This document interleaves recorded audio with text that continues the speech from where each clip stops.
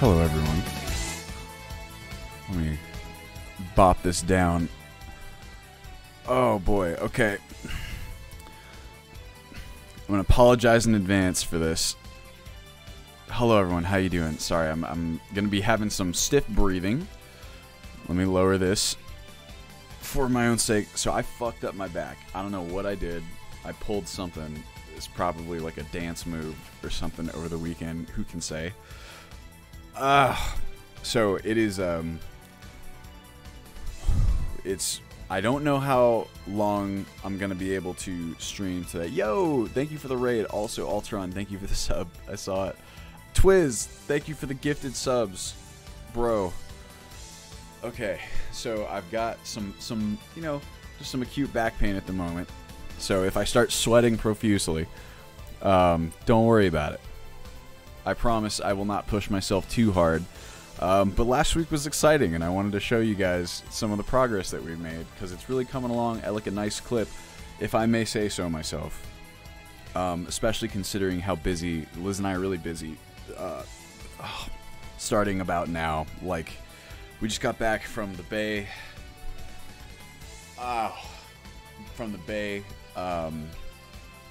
Last night at like 11 or so, and then the weekend before that, right, was a wedding, and then this next weekend is a wedding. Then we're chilling out a little bit for the 4th. I've said this a million times, so suffice to say it's a pretty stacked schedule right now, which means that for a lot of these weeks we're traveling, like on Fridays, right?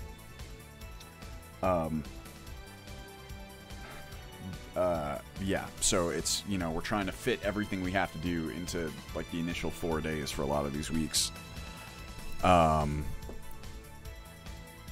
But hopefully, you know, we'll be able to do that. Last week was pretty good. There's, here, let me show you. We're going to make a new progress thing, or, what do we call it?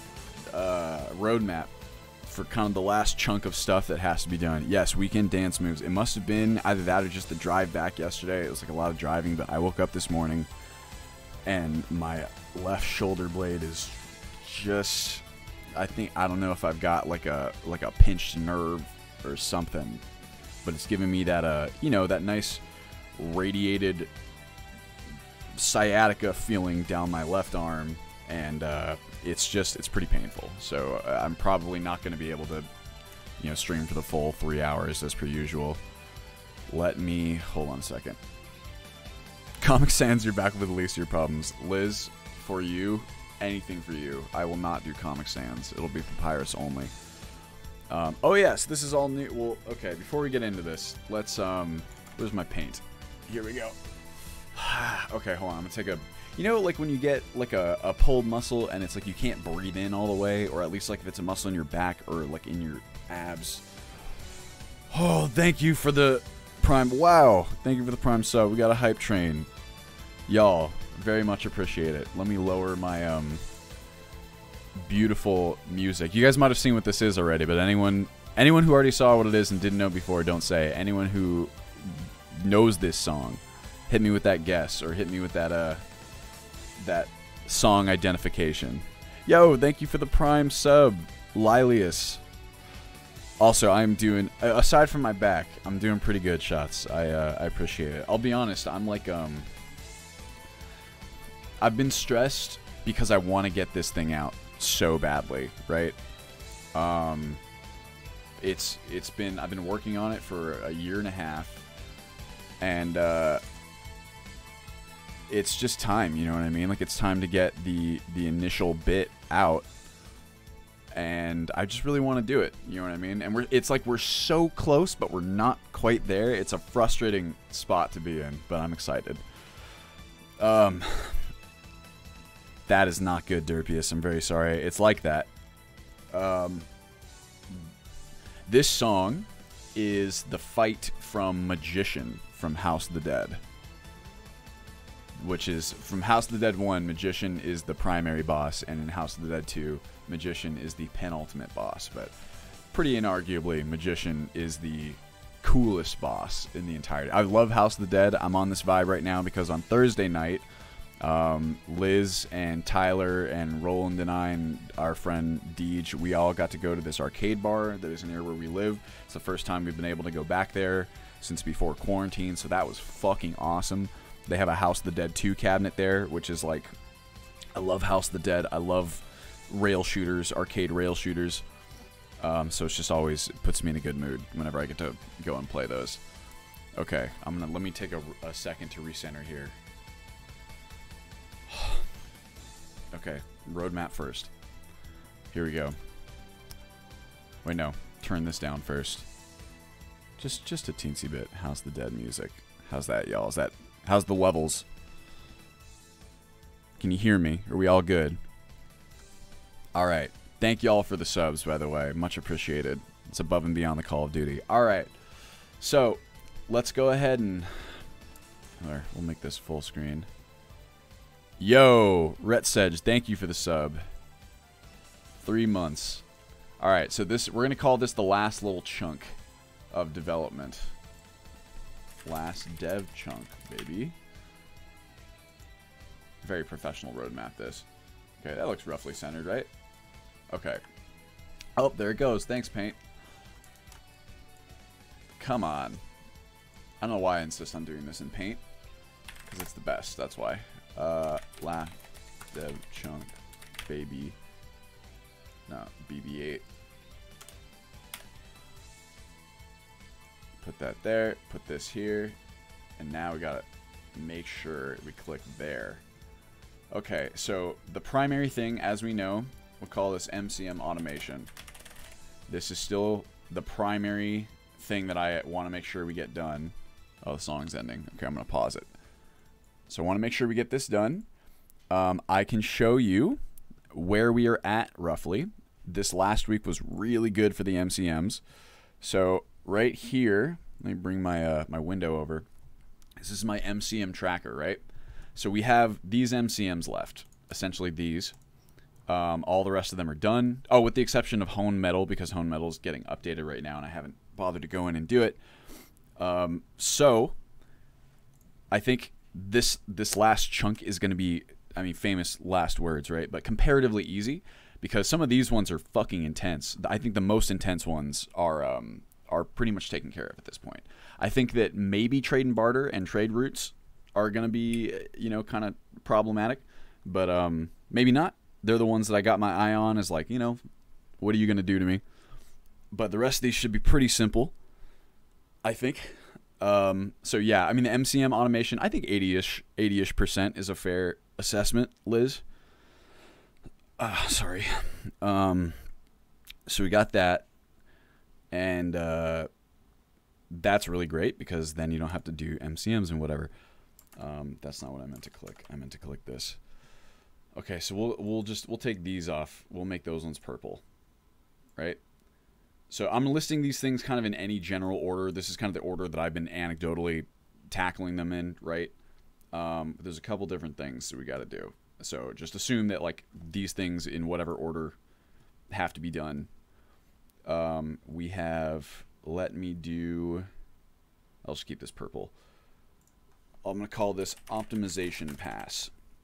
So what optimization pass means is, for those of you who are around, like a couple weeks ago I streamed very briefly. I was like starting to edit some of the cities so that they would be a bit less performance intensive, right? So I need to finish doing that. This one's kind of tricky. This is going to take probably at least a week, I would say, like unto itself. The very quick, easy version is I'm going in and I'm adding occlusion planes to a bunch of areas that don't normally have them. That's going to help performance a lot, just because it's essentially like putting Legos down, like a big square or a rectangle, to be like, this rectangle improves performance. Let's just leave it at that. That is literally how it works. There's going to be some other little things I'm going to try and squeeze in here, just like removing some excess references and objects from the cities.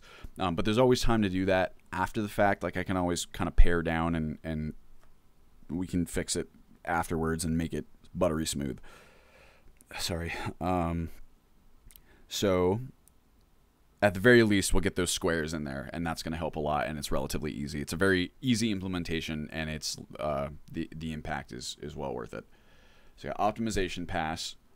We have to. I'm gonna add just for the sake of completion. Okay, here's one. Okay. Sorry, my back really fucking hurts right now. It's like it's going every time I go to breathe. It's like it's hitting something. I'll save that one for last because that one actually will be optional. This big essential one, we're gonna call this file updates. I'm gonna make this one black so it's clear that we have not done this yet. So what I mean by file updates. Oh, thank you, Can Do. Yes, rectangles improve performance. There you go. Game dev tip. So, file updates. What I mean by this is that so since I've been building out Ultimate Skyrim on Special Edition, as you can imagine, like let's go ahead and take a look real fast. There's a lot of mods here, right? Active 540, as it seems. A lot of them are out of date or have been updated since the last time I checked them, right? Now, normally that's not a huge problem. We can always update later. We can update now. It's like whatever. The issue comes when we can't be using a version of a file that is no longer accessible on the Nexus or wherever it's hosted. For the Wabajack install to generate, it needs to be able to. It needs the metadata for the download, and it needs to be able to grab it from the Nexus server. So I have to go through and the essential. I have to make sure that the mods that do not have the version that I'm using available to download anymore, those need to be updated. Really, it depends on how many of them will need that treatment. That will determine how long this takes. But I don't know. I think it hopefully won't be that bad. And there's this kind of interesting thing that just happened over the weekend, right? Where it seems like, and I'm not 100% certain this is how it's working now, but it seems like this is how it's going to work. So some of you may know this. I bet a lot of you won't. The Nexus has been working on their own kind of solution for like mod packs or mod lists or whatever you want to call them. I think they're going to call them collections. But it's their attempt to essentially like bring mod packs to, to Skyrim, to Fallout, to whatever it is, which is really cool. We wondered for a long time what the Nexus would do about files being brought offline, because mod pack creators like myself, one of the biggest problems that we've historically run into, and one of the biggest problems that Wabajack, the developers, kind of try to address, is that it's because we're downloading all the mods, we don't package them ourselves. The integrity of the mod pack file can be thrown into disarray when mods go offline, right?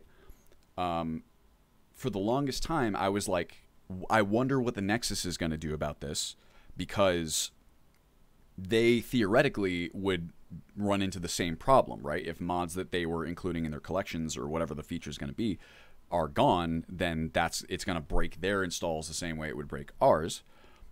So it seems like, I don't know, I was just wondering what their solution to that problem is going to be. It seems that they've come up with one, and it's essentially mod authors can't delete their old versions, I think, anymore. I think that they are only allowed to like archive them now. There's like this, or maybe this feature wasn't supposed to roll out over the weekend. It's still brand new, so really take everything I'm saying here with a grain of salt. It's all speculation as to what we saw this weekend. But if this is, how it ends up going, we will have a much easier time maintaining these packs, because the files that we need will still be stored on the server somewhere as opposed to deleted. It's kind of a gnarly, I think one of the reasons why they didn't do this before is that it's kind of it's a question, it's a perms issue, a mod author permissions issue, which obviously, there's a long history and conversation with the Nexus, and how they have gone to great lengths to respect mod author permissions and that kind of thing. Same thing, our tools, Wabajack, all of it kind of operates within mod author permissions. And I imagine that some mod authors are not going to be super happy that they can't remove their files once uploaded, which I understand. I'm not taking a stance on any of that. It's more just like, it doesn't surprise me that Nexus might implement a solution like what I'm talking about, because it's one of the few things that pragmatically could allow something like mod packs or collections to exist and not have them just be constantly breaking. So we'll see. So anyway, I bring that up so as to say that if that's going to be how things are now on the Nexus, which we don't know for sure, this whole file update section will be, at least in the future, much easier, because that means we won't be, you know, constantly having to monitor for things going down. Whoa, okay. So that's cool. So we have that, and these are like the core things, right? It's these three are the big old barriers. Here's the optional, right? Let's draw a cute line here. Let's put that there. There's two things I'd like to put into this nice to have section is what we'll call it. We can make like a cute little guy right there too. That looks terrible, but you know, it is what it is. Here's what's down here. I'm gonna call this crafting enhancements. So there's a couple. This is kind of a generic term, but suffice to say that there's a couple areas the crafting system as it is in the initial build is not completely to where it will be eventually. I have some bigger plans for it, but none of them are important enough to, you know, kind of delay the initial build for. Anyway, there's just a couple little enhancements that I would like to add to the crafting system. I need to make sure that, you know, all the recipes are in the right spot. As it is now, it's fine. It could just use a little bit more polish. But this is where I'm going to be like, am I going to bother to do this in the initial version? Am I not? I still need to decide about that. So it's leaning no, to be honest with you. I'm going to make this one purple. Leaning no just for the sake of expediency, because it's not that important, but it would be nice. Here's something that's arguably more important. This is what you guys kind of just saw. Text. Oh, I'm already on it. God, my brain is not working. I'm sorry.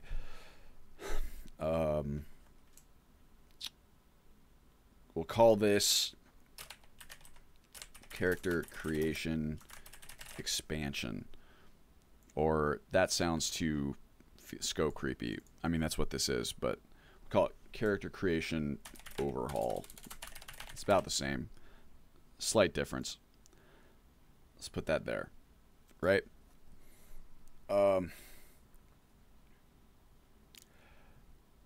Fletch, reading that, so you could do that, but then it's going to cause the same problem that I mentioned, where like, as long as, I think pragmatically, as long as authors can delete their mods that are being used by collections, that will, I mean, unless there's going to be some sort of like binary patching, or I don't know, I mean, just the way plugins work, chances are it's just not going to be able to work that way, or it would make collections like, or mod packs or whatever you want to call them, very difficult to maintain and implement, it almost to the point of making them not viable at the outset. Derpius, what you're saying is that what you're saying is I think how it's supposed to work, right? I think that's kind of what archiving will be. It's too early to say. I don't think that they made any official announcements. This is all just kind of what we gleaned. Oh yeah, well, I'm not taking notes in MS Paint. This is my beautiful progress. What do we call them? Development roadmaps, right? So it's all nice and colorful, and I can adjust the text size. And, you know, MS Paint is everyone's favorite program to work in. So we'll just, that's fine. We'll just call it right there. Yeah, so this is really cool. Many of you know that I've been trying to overhaul the character creation experience, like alternate start stuff, forever. I've also been looking for... remember we tested a bunch of mods that were like creating character classes, right? Well, I found the one that I think I'm going to use. I think it's really, really brilliant. It's called Diverse Character Creation. It was ironically not the one that I thought I would end up using, but I looked back into it when I was going through these mods just on a whim this week. And it's pretty much exactly what I hoped for in like a character class creation mod. I can show you how it works. It just automatically fires up here. I would put it at a different spot to fire up, but I haven't edited this at all. This is just completely like out the gate, out of the box. This is how it works. Like there's some copy and stuff we'd have to edit as well, which is why it's like, am I going to put this in the initial build? Am I not? I would really like to, because it's going to fundamentally change the new player experience. And I think that it's almost worth doing this, because it's not, I don't think it'll be that bad, to be honest with you. Again, famous last words. But I don't think the implementation would be that difficult, and it really is going to change like what the baseline Requiem experience, or the baseline Ultimate Skyrim experience, I should say, because it's going to change Requiem a little bit. I'll show you how this works. So if you've ever played an Elder Scrolls game, you'll be right at home here. You are essentially choosing your character's class, right? So you can choose a class from any one of the default kind of archetypal Elder Scrolls classes, right? We'll just pick one here. Someone give me a class. First one I see is the one that I'll choose.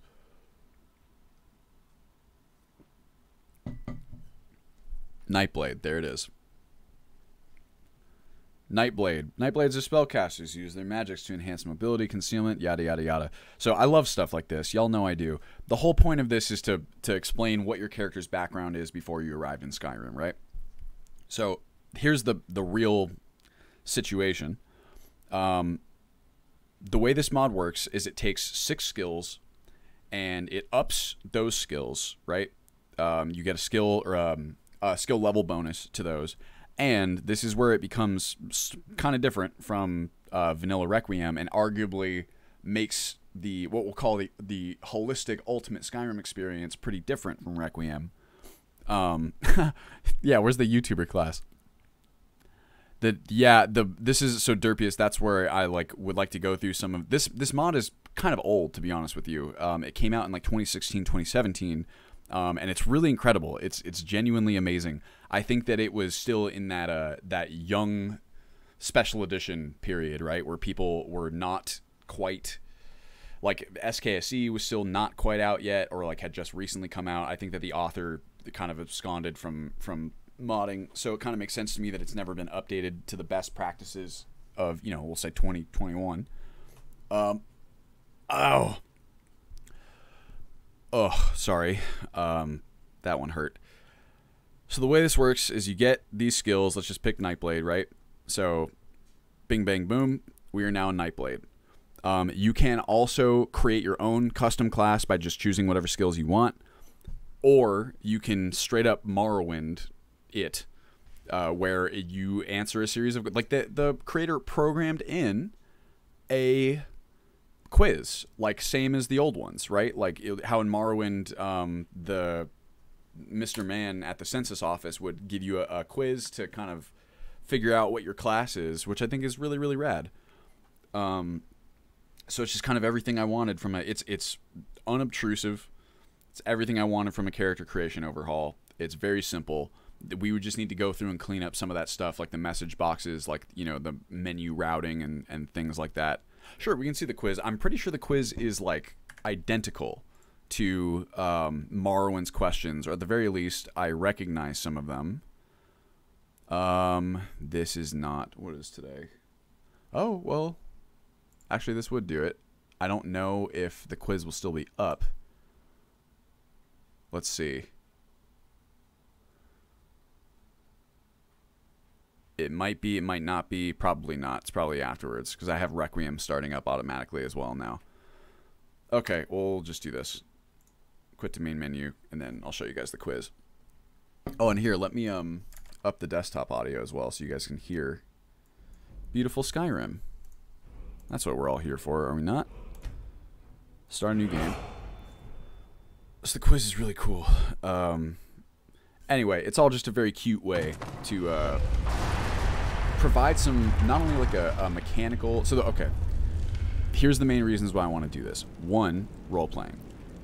This gets people thinking. I've spoken about this before. I think that kind of allowing players to choose their background and to demonstrate it that way really gets people thinking about, like, their character backstory. I think there's a lot of players who wouldn't really dabble with that kind of thing on their own, but if they're happy to, if you kind of, you know, nudge them a little bit, right? So here, like this copy, this is what fucking, this was crazy to me. When I was looking through these mods, I was looking at, what is it, classic, it's classic character creation and birth signs or something like that. Classic character classes and birth signs. It's like one of the other options. It's a lot more extensive. Hello, 7 Diablos.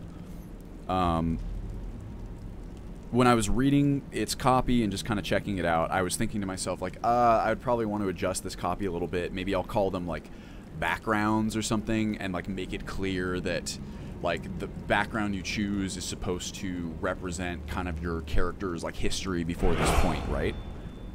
Then I saw this fucking message box in the mod screenshots, where it's like, you may now select a background. Backgrounds reflect the history and skills of your character before this moment. I was like, are you fucking kidding me? This is like exactly what I'm hoping for. Also, thank you for 7 months, CP Max. That is, wow. And yes, that is crazy, is it not? And thank you very much.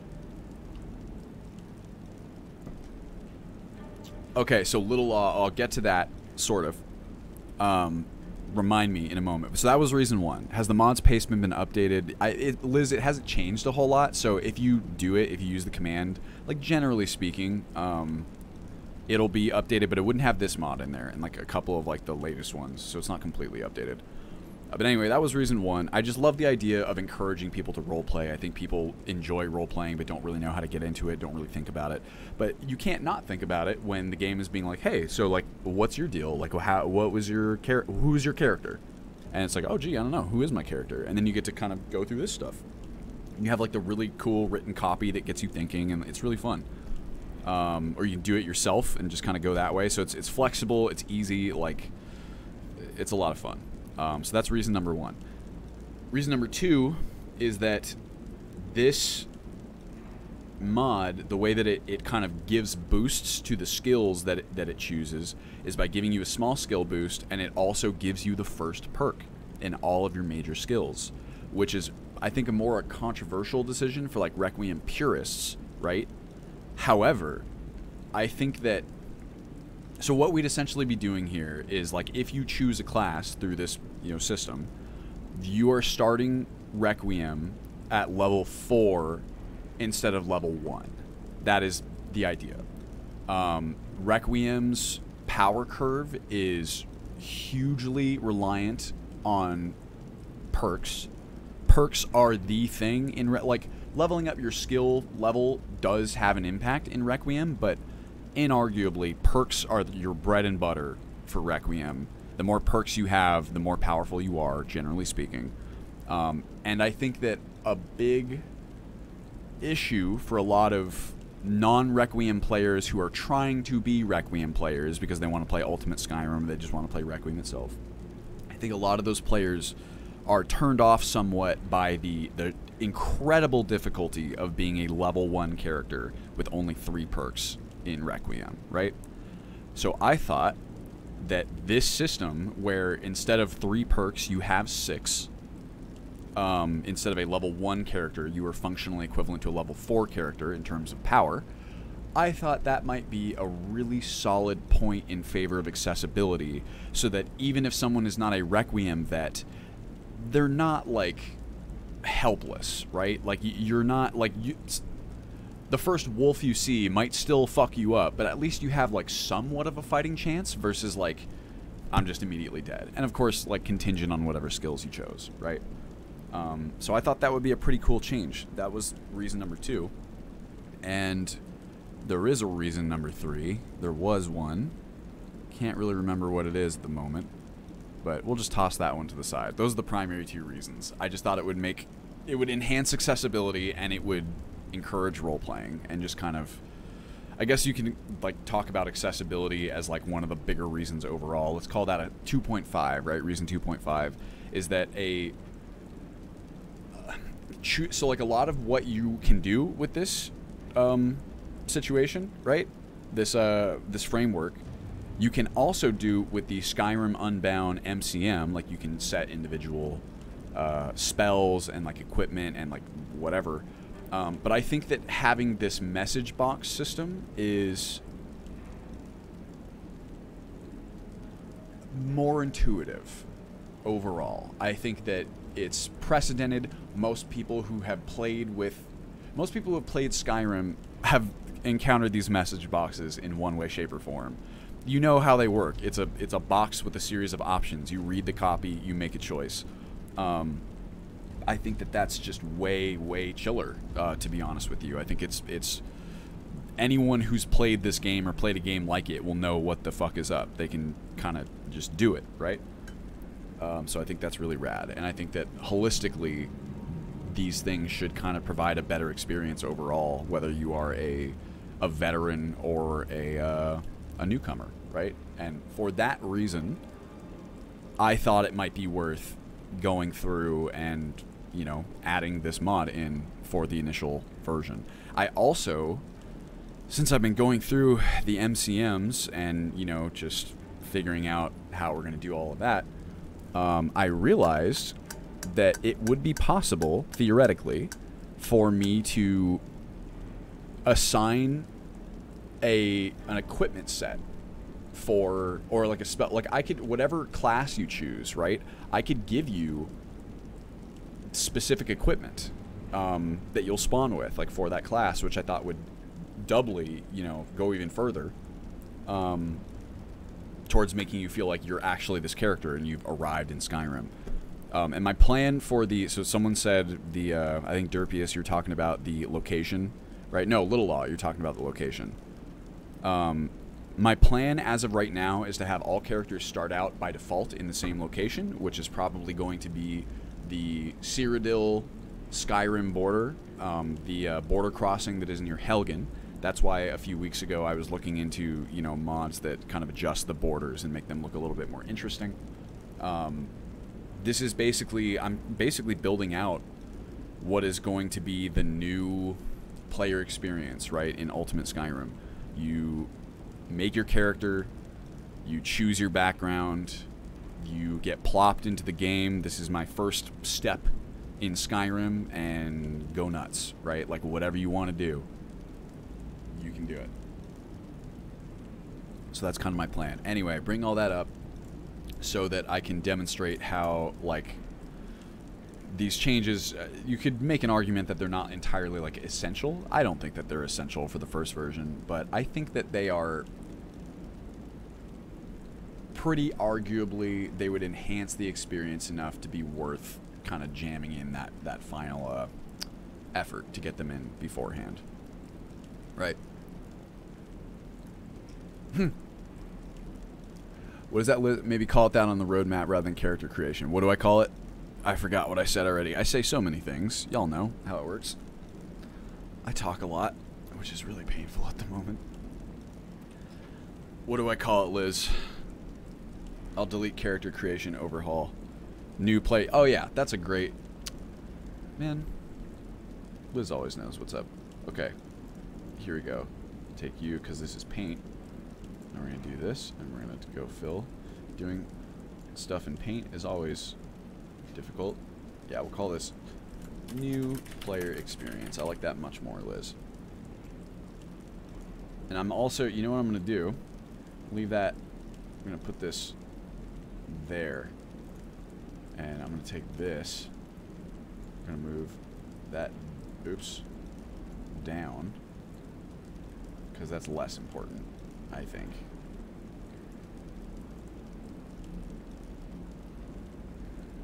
Boom. That looks about the same. Not bad for MS Paint, right? Let's get rid of these. Look. Ugh. Oops. There it is. Okay. So, yeah. Well, exactly that. Oh, man. I can't... Who's that? RQ Sands. Your name shows up blue, and I can't see it on OBS. I don't know why that color is even allowed to be on this. Also, hello, the Pancreas. Also, anyone else who said hello the time that I was going on this rant, hello, and thank you for joining me.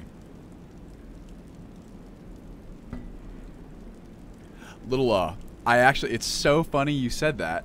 I had, like, this weekend, I I was thinking about, is there somewhere that I would rather use for like the character creation area, right? Because this is actually in Helgen. I was like, oh, what if I put it in front of Alduin's wall? And you had that exact same idea. So I'll check it out. I will try to see how viable it is, because the camera's also going to, watch, you'll see it shifts around to our character. And Ordil, what is up, my man? I am really sorry about that. You and me, we can be injured together. It is, I think, so I got a bad back. Many of you guys know this. I just, it's not like horrible or anything. I just need to kind of be mindful of it. And this last year obviously has not been great, because I think I've just been sitting in this chair a lot. I try to stand up at my desk when I can, but I'm also like, I'm very weird when it comes to,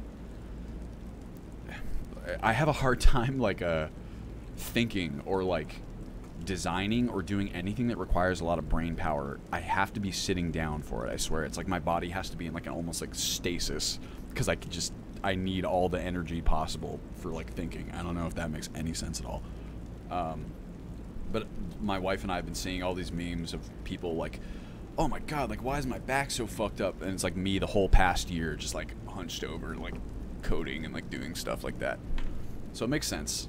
I just need to, I don't know, my gym just opened back up, which is pretty cool. I'm hoping to help my back by getting some core strength back. That would be nice, wouldn't it?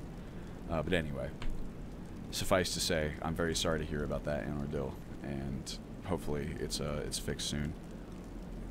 What do you do? Guar meat? Poor guars. They probably are pretty tasty. Yeah, it could be Derpius.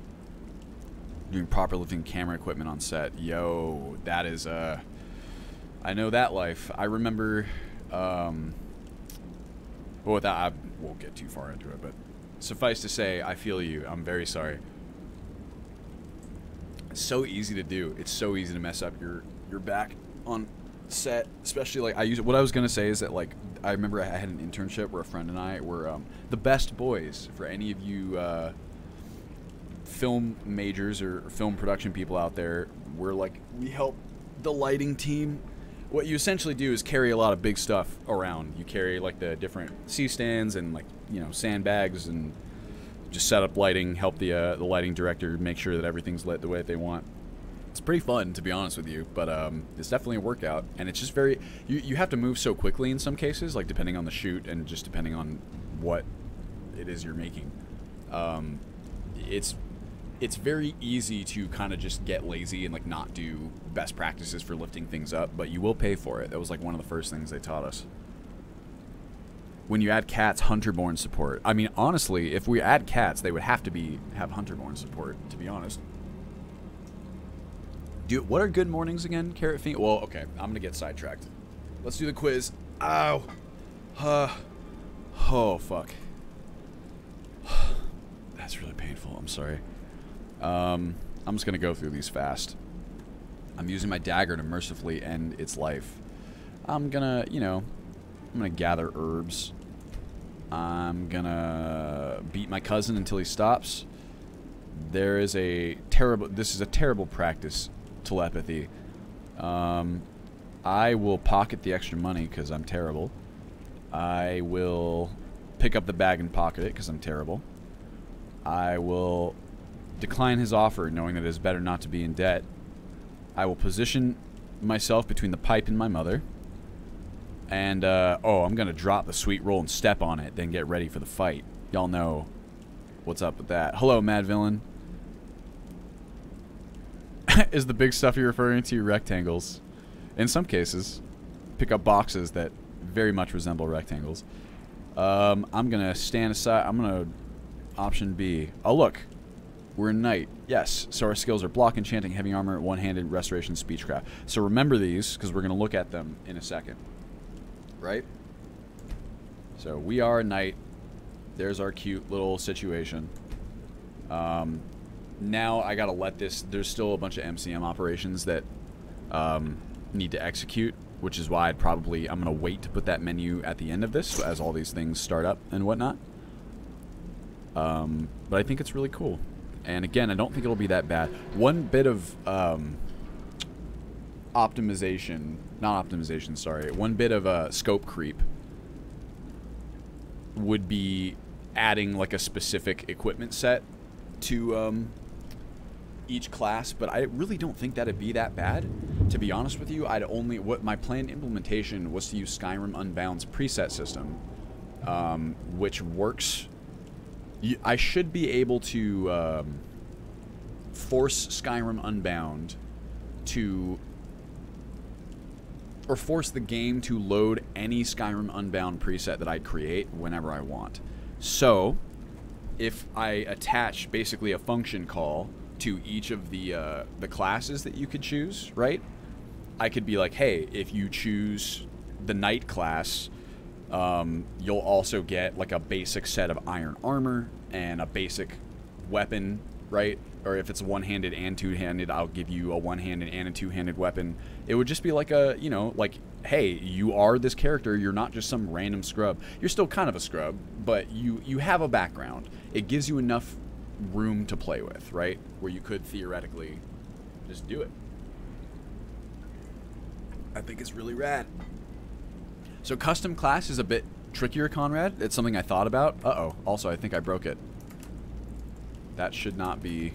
Yeah, something went wrong here. It probably did not like when we quit back out to the menu and loaded that other one. Here, we'll just do this really fast, and we'll choose the Knight, so it's as if we did the same situation. So for a custom class, that's a bit tougher. I was thinking about, I don't know, like... For the I need to see exactly how the script is built out. I was looking at it actually as the last thing that I was doing before we left on Friday morning to drive up to the bay. This is there's only one script, and it's very extensive, but you know, it's relatively straightforward as you go through it. So you can see that the primary classes are just states, where it'd be, you know, pretty. It's just a series of functions, right? Go to state final. So you would literally, this is what you would do. I would have to attach Skyrim Unbound as a property and, you know, etc. Actually, before I even play around with this, let's make sure we've got a copy of this script instead of the original. Take you, and I'll get rid of that. Go over, here we go. So ipso facto. All right. So here's what you would do. Is you would literally just, all right, on background class rogue. This is a very simple series of code executions here, right? You've got, let's see, what is that doing? If background, blah, blah, blah, blah, blah. Oh, it's going backwards. This is basically what happens if you choose the rogue class, right? It sets all of these values as it pleases, and we literally just do this. We would go, let's say that we called the Skyrim Unbound quest, we'll call it Unbound, just for the sake of it. Go dot load preset, that's the function in Skyrim Unbound, and it functions through strings. So we would say, let's call it rogue equipment, right? That's what we name the preset. I bet you, and of course this is famous last words, so don't hold me to this. If you do, I'm going to be very sad, because I could be wrong, but I'm pretty sure this would work. Because I've done a lot of stuff like this lately. This is very basic papyrus coding, right? But this would fire that function. If this was the preset, that's what I called it, it would load it, and then it would go to the final state. Ipso facto, we'd be good to go, as far as I know. I think it would execute. But we'll have to wait and see, right? And then it just it's like, I think instead of giving every single class its own, like, equipment set, I would probably just create like presets that are like one-handed and two-handed weapon or something like that. Or if I wanted to get really fancy with it, like really granular, I could skip the preset load entirely and just start adding items to the player's inventory right here. But I think that would be, it's like, why bother when I have the Skyrim Unbound presets, right? So it's pretty cool. IMO. All right, Skyrim, chill out. So here, let's, again, my back really is killing me, so I'm going to go ahead and play it by ear to see how long I'm kind of able to stream here. But let's go ahead and Here, we'll choose our background. Hello, plot. What were we? We're a knight. Yes, I am a knight. Thank you. Let's let all the stuff initialize. Give it a second. I'll load my my Skyrim Unbound preset, excuse me, and see if it takes us where it's supposed to. Currently, Skyrim Unbound is launched before the background selector. Sort of, Conrad. Well, so Skyrim Unbound is the first thing that really runs in general. But it's this whole kind of setup, right, is like this delay time, we'll say, is built for you to set your MCMs, you know, let any other mods that have startup operations kind of do their thing. Have you seen the latest build of Core? It adds a class tree, archetypes, and subclasses thanks to new mod. Whoa, I have not heard of any of this, Halgari. What is CORI? Can you shoot me? I can Google it as well. If you have a link, I will check it out.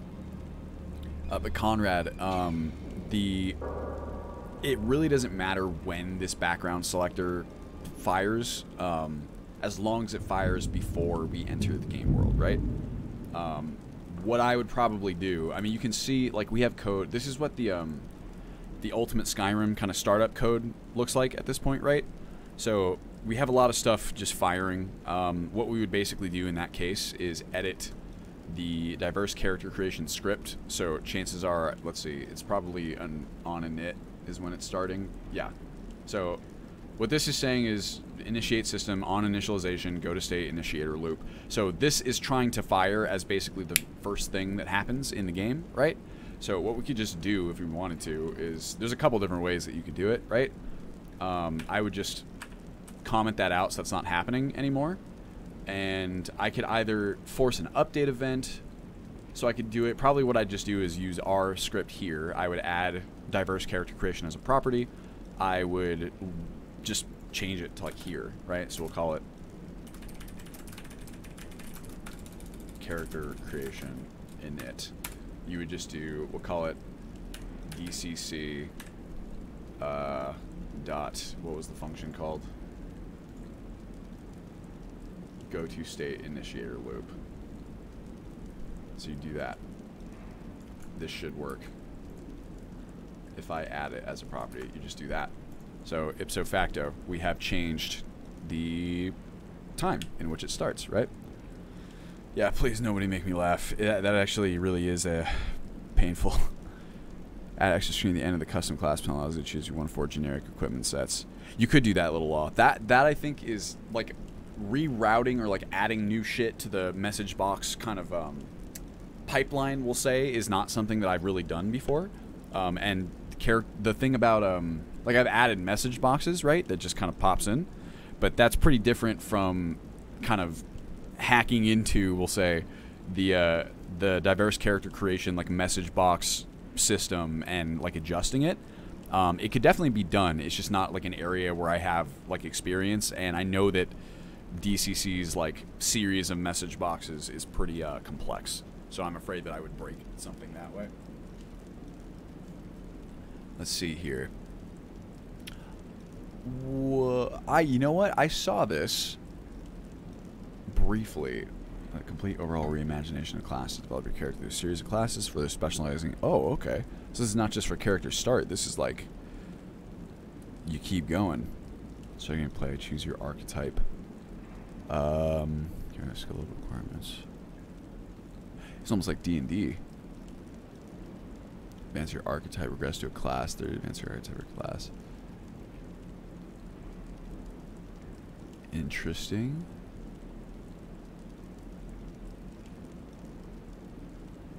Your novice ability will scale. Oh, this is pretty cool. Classes, archetypes, classes, specializations.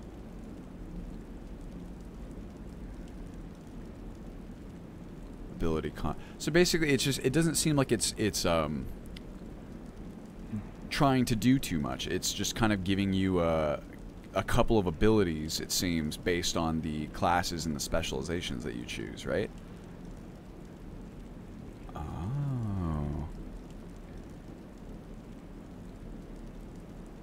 It's more an enemy combat focus. This, I gotta admit, this is pretty fucking cool. It is, and I love the idea of scaling abilities too. Weapons deal more damage, piercing weapons.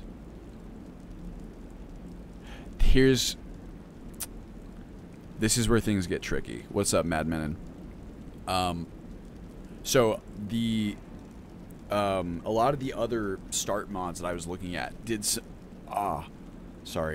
similar things, where you got kind of like flat. There's just ways to add like flat damage bonuses, things of that sort,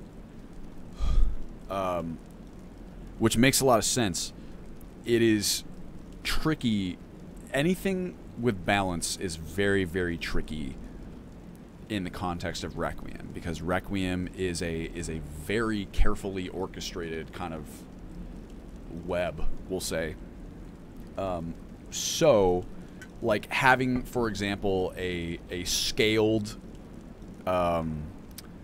flat bonus to damage for certain types of weapons, even though this is very funny. This is the exact delineation of damage types for martial weapons in Requiem, so it would work out pretty nicely from that perspective. One worry that I would have, though, is that I'd be like I'd be worried about affecting the Requiem balance a little bit, and as a contrast, like this system that we may kind of have running, like this whole character or diverse character creation, it doesn't change the balance of the skill curve. It's basically, what's a good way of putting it? Here, let's draw a picture, shall we? This should demonstrate it. Let's I'm gonna save it here. Call it ha ha ha. There we go. Now we're gonna expand it out here. Let's make a couple graphs, shall we? Here is, look at that, beautiful. Who needs anything more than MS Paint, right? Okay, so let's call this Requiem's default skill curve, right? Let's get this cool periwinkle color. How do you curve a? There we go. Okay, let's call this Requiem's default skill curve, and we'll call it the default balance, shall we say? With our current system, let's talk no system at all. I need a brush. There we go. With no system at all,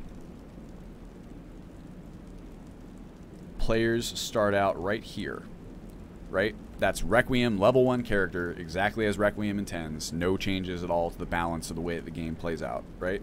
With our system, it is still the same curve, but we're starting out here.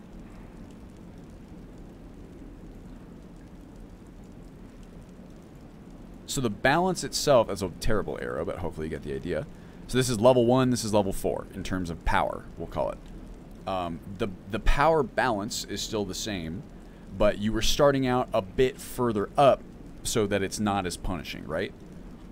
If you decide to add entirely new, like, inherent character buffs, right? And this could apply to anything. This could be like, you know, like we're going to be doing things like this with mods, like religion mods, right? Or we're going to be doing just changes to like racial bonuses. Like all those things will affect this blue curve that we see here, right? What do the axes represent? Yeah, power versus level would be a good way. Here, we'll label them right here. Can I define skill curve? Sure. So we'll call it power curve instead, because that's skill curve is kind of, you know, something else. The power curve refers to essentially how powerful your character is in relation to the rest of the world. Because remember that in Requiem, the world is it's de-leveled, right? So the enemies they don't scale to your character. Your character's level no longer has an impact on how powerful the things around you are. They are as powerful as they are. When you are low on the power curve, there's going to be enemies that are going to whoop your ass. When you are high on the power curve, those enemies that whooped your ass at like here. Like you could even here. This could be pretty fun. Let's call this, I guess, oh, let me make that black. We'll call this time or level. Because they're functionally equivalent for our purposes here. Put that there, and then can you rotate text in I don't think so. That's gonna be kind of weird. We are gonna call this power, simply, right? Like how powerful your character is, how much power output, how good are you at killing things. If you, what you could do here, you could like, so the enemies also are on this power curve, right? So we'll call this like wolves. We'll call this like, you know, bandits. Or like, the cool thing about Requiem, one of the reasons why I evangelize it, is that where enemies end up like on this curve changes based on your build. That's why it's fun to make different builds. Like there are builds who will struggle with something like a wolf at, you know, lower level. Or something, just wildlife in general, like animal wildlife, right? Like animal wildlife might be like up here for a certain type of build, but that same build might just like destroy some of the more difficult enemies that are like later in the curve, like, you know, dragon priests or dragons or whatever, while a build that was like, oh, I don't give a shit about wolves or bears, like no sweat, will really struggle with something like dragons or something later, right? Unfortunately, that is a good question, CP. There's not really an indicator. So Requiem does have some level gating by default, where it won't even let you start certain quests before you are of an appropriate level, so to speak, right? Because there's no real indicator for like how strong you should be like for the quest. It would be really nice if we could kind of fix that, or like soften that that difficulty spike, we'll say, right? Because I like to let people, I want someone to be able to tackle a quest at whatever level they want, just to see, but it is tricky when like you're going off of a Requiem, or sorry, vanilla Skyrim rules, and you kind of just expect that you can do anything like at any point. So anyway, this is let me get rid of these lines. This is the way that works, and to demonstrate the different skill curve here for all, let's say now that we adjust, let's say that we add like a mod like this, or we add a mod like Winter Sun, anything that's gonna kind of fundamentally affect your character, anything that's gonna give you like, you know, new abilities, new output that was not part of the original Requiem design, right? So we'll call this, oops, let's pretend like this curve is that mod, or let's call it like Winter Sun. We now will have a totally different power curve, essentially. Oops, I'm not using the curved line, am I? We'll call it this one. I'll just put it in like the same spot, roughly. So this might be our new power curve, right? Which is like fine. This is, I mean, like, half of the shit that's in Ultimate Skyrim does this kind of thing, right? Like, we are pretty arguably not on the original Requiem power curve in a lot of instances. It's just that if I implement something like this, which really does seem super cool, to be honest with you, so I don't know, I'm going to have to, like, really read through these. Yeah, you can see, like, a lot of these are like, 5% additional damage to these,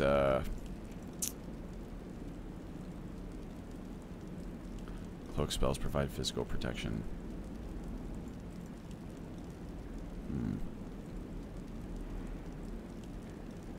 Like, these are a lot of fun.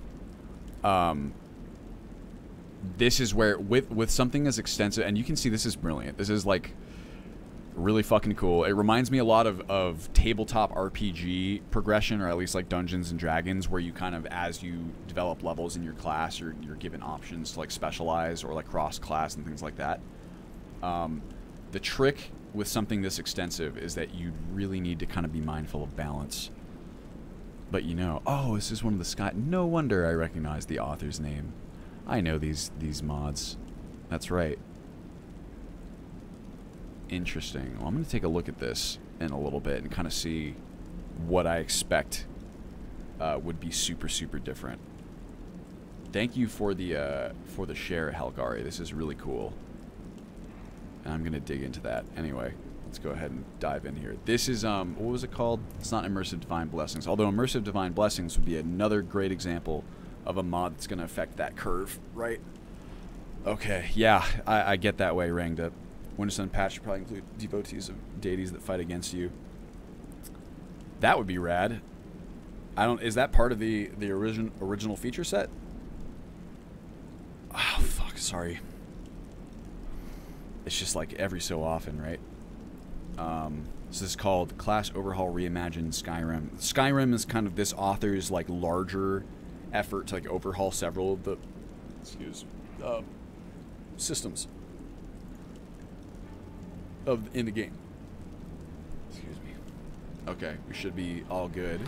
Let me just to make sure, or not smooth cam. Skyrim Unbound. Main load preset.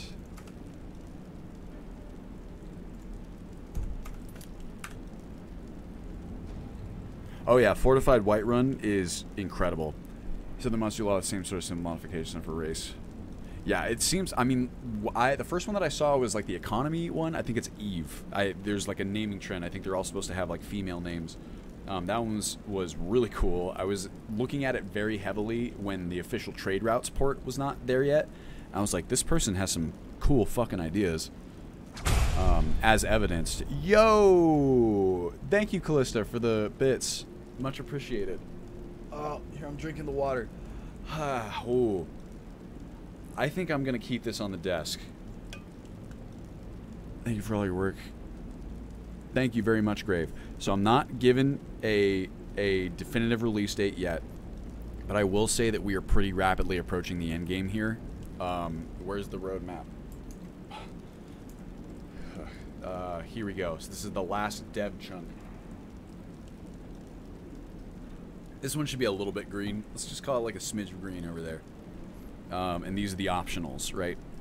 So it's, my back is, I just pulled something. It's just being very annoying this morning. I woke up and went to use my foam roller and was like, hello, what is happening here? And it's just, it's one of those, I don't know. It's like just a knot. And I'm hoping that after this stream, I don't know, I have shit to do today. So to be honest with you guys, I don't know what I'm going to do like after the stream ends. I was going to try and do development, but this is like really painful. So I don't know. It'd be nice to have a break of some sort as well. Liz and I have been going ham with traveling the past couple weekends. But there's lots to do. We will see. I'll do the thing that makes the most sense. Alright, let me, someone give me a, who's our knight gonna be? Give me a race, give me a gender, and I wish, I have a standing desk, Liz. It's this one. Well, I can try and see if it's better. Let's see, it was worse before. But that is true. Orc male. Oh wait, no, dark elf female knight. That's the first one. Holy jeez. Okay. Let's see. I think Dark Elf Female Knight is the first one. Thank you very much, Callista, by the way. Also, how you doing? Hope you're well. Let me grab this. Oh, boy. Yo! Thank you for the sub. 3 months, Grave. Much appreciated. Ow. Hoy. Add a Requiem, for example. Ow. In Requiem, if you're a vampire, beefy vigilance. Oh, yeah, totally. That would be amazing. That would, yeah, I think that escapes the realm of patch and enters adding new features. But I guess there is a framework, like you said, for, like, default Requiem. So, maybe not so bad. Alright, here's our... Wow, look at this guy. That's a cool-looking guy. Alright, Dark Elf. Here she is. Miss Lady. We're not gonna spend a ton of time here. Wow, only 860 hairstyles to choose from. Clearly we gotta bump that up. She's a knight. I want something practical. This is pretty cool. And we're going to make her hair like proper reddish. A little bit less saturated. That's just lighter, not less saturated. This is less saturated. There we go. Lighter. That's kind of like a cool... Right? And then... Honestly, I don't like. I kind of like this. You can see the brows. These are the ones for high poly head. What if I did this? Head, face, part. There we go. I know their lips are like a bit more pursed. That's her. Let's get different eye color. How about that? Only. That's actually less than I thought there was gonna be. And he's been really acting. Aye. That is horrible. I'm sorry, Callista. Yeah, knees or anything joint related, like, terrible. Quest difficulty problem. You can edit the journal entries. Yeah, that's what I'm thinking, Derpius. That would be a good idea. It's like, you know, ideally, I guess ideally you communicate that kind of thing diegetically to the player somehow, right? But, like, if we don't have a mechanism for that, also, holy shit, these eyes are insane. If we don't have a mechanism for that, then at the very least, like, giving them a heads up from the quest. Like, my ideal implementation would be, like, you can, like, engage in the quest dialogue, but then the quest giver is I don't know, is like, I don't know, like, you don't seem that strong, like, I think this might be beyond you, and then maybe you still have the options, like, well, give me a shot, and they're like, okay. Like, maybe that would be a cool solution for that. But... Oh, whoa. Thank you for the follow. Official attire. Have I missed anyone else's notifications here? Fletch me my drumsticks. I missed your follow. Much appreciated. No subs, though. Sweet. This is terrifying. Ooh. Look at that. That's pretty fucking cool. Boom. Officially of legal drinking age. Nice. Oh, shit. You're allergic to alcohol. Well... I mean, that does suck.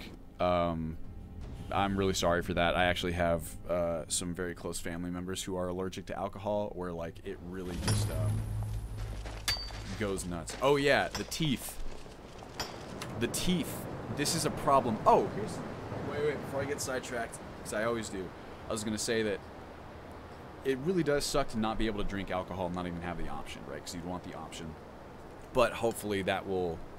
save you from all of the absolute utter nonsense that alcohol can impose upon a life. So that whole camera showing the inside of the face, right? I have not really super dug in to try and solve that, right? I do want to, because it does bother me. I am at the very least happy that I managed to patch out a couple other, like, issues related to that, which is why I think it might be possible. So this area needs some cleanup. Stupid. This is guarded borders, like the port of it, right? We were looking at this on stream. Get out of here, City and Mountain Fog. Yeah, like these guys, guarded borders. So I kind of like what they tried to do here. It just looks like either it's not patched, or honestly, I think some of these placements are vanilla. So I think it's just kind of a bit odd. But we can clean that up without too much effort. And this would give you kind of just like a basic morning start into Skyrim, right? I've never had alcohol. It tastes bad, almost exclusively. Cocktails can taste good, and if you develop a taste for beer... And like, you can develop a taste for alcohol, and some people, you know, I imagine, enjoy it. For someone who has drank as much as I have over the course of my lifetime, I have never particularly enjoyed the taste of alcohol. That is pretty good. Being able to make sure that your loved ones get home safe is there's many, many advantages to not drinking alcohol, I guess, is like the message I'm trying to share. But it is fun too, so, you know. Yeah, nice tasting alcohol is dangerous. That is true. At the very least, I guess if you're taking shots, your body is screaming at you that this is a dangerous substance that you should be careful with. So yeah, this is the start, y'all. This is kind of like how it works now. I chose this start because, one, it's really near Helgen, so I think there's a good chance that people will end up at Helgen. They will see that Helgen has obviously been attacked by a dragon, and that kind of communicates this idea that, like, this game starts out a little bit differently than, you know, your average. And also, reason number 2, I really like this area. I think that it is like a really solid, like, Skyrim feel, right? Like, it drops you off in somewhere. I think when people think of Skyrim, they think of snow. They think of kind of frigid air. Obviously, there's a lot of biome variety in Skyrim, which is really cool. But I think this is like a good starting place, especially because I think one of the most beautiful areas in the game is like the whole area near Helgen. I think that's by design for Bethesda. Because, you know, that's like the first thing that the player is seeing. An iron woodcutter's axe, eh? Well, that's something. You can see how... I might lower this a little bit, this camera. But we'll see. I think of a giant launching Lydia into space. Is it just the stream bitrate, or is your 3090 struggling a little bit? So the stream does not, like, when I'm watching the stream over here, it looks like ass, to be honest. Like, it's you guys, yeah, you see, it's like you can push the, what the hell is this? Push the performance and like make it struggle. I can't see anything. What is happening? But even, like, the smoothness of the stream, like, it's way different than how it is on the actual, like, playing the game. Oh, this is interesting. Look. It's a little snow square. This is the fan-edited version of, oh, this thing again. Okay, this, I knew it. I was like, I wonder if we're going to see that purple. I think, is there a way that I can see what the weather is? Look at this. It's got, that is a lens flare. That has got to be a lens flare texture. Take this and hold on to it. What the fuck? I'll be back for it later. I'll pay you good. Don't lose it. No time to talk. Snitch or double cross me and I'll kill you. I mean it. Alright, fuck off, dude. No, that has got to be a lens flare. Oh no, there it goes. Well, oh, and we can see that it's gone with the fog. Yeah, Skyrim moment for sure. Like, what the hell? The lens flare should be off in the ENB, so I don't know why we're getting one at all. And now I can't test it because the heckin' weather changed. Maybe if I do this. So you can see, oh, we've got God rays. We don't have lens. It's almost like a custom lens flare. And I also need to be able to turn off ENB and see if it's still there, right? Because I'm not even sure it's a an ENB problem. Set the time back like 10 minutes. I don't know if that would do it. I also don't, you can't really rewind time. I could set like the game hour back. I'm near Helgen right now. You know, Paris, that is actually an interesting idea because I'm using one of the Obsidian like weather add-ons, right? Oh, maybe it'll happen again. Let's see. But I have, I bet you it's one of the weathers, and I can try removing that obsidian one and see how it goes. Can't put this over there because I can't bend down. Also, look at the, I just want to point this out. So y'all know Dunk, the creator of iEquip. I am a big fan. Oh, this person wants to talk to me. Did you see someone run past just now? Oh, you know what? Here, I want to make a note of this guy. No. Yeah, I want to check. Because I've been trying to eliminate almost like every instance of this. Yeah, he went that way. Great. Thanks. Bastard stole from me. I'll catch him though. See ya. Have fun. Anyway, let's go to Helgen, shall we? Also, I don't have God mode on, do I? And I need to change this as well. Oh wait, no. That is regular. So you guys can see how the skills work, right? So we got, what is this? Speech, restoration, enchanting, heavy armor, and one-handed all get, you know, like a cute little bonus. They all get skills, or the first perk, rather. And I can take this. I'm not going to spend any more. So I'll have to remove Requiem's perk additions, which is actually very easy to do. I just have not bothered to do it yet. What mod is the breath stream? That actually, well, okay, that is cold region behavior. We don't use wet and cold anymore. I actually have 2 mods in the lineup that could theoretically do cold breath behavior.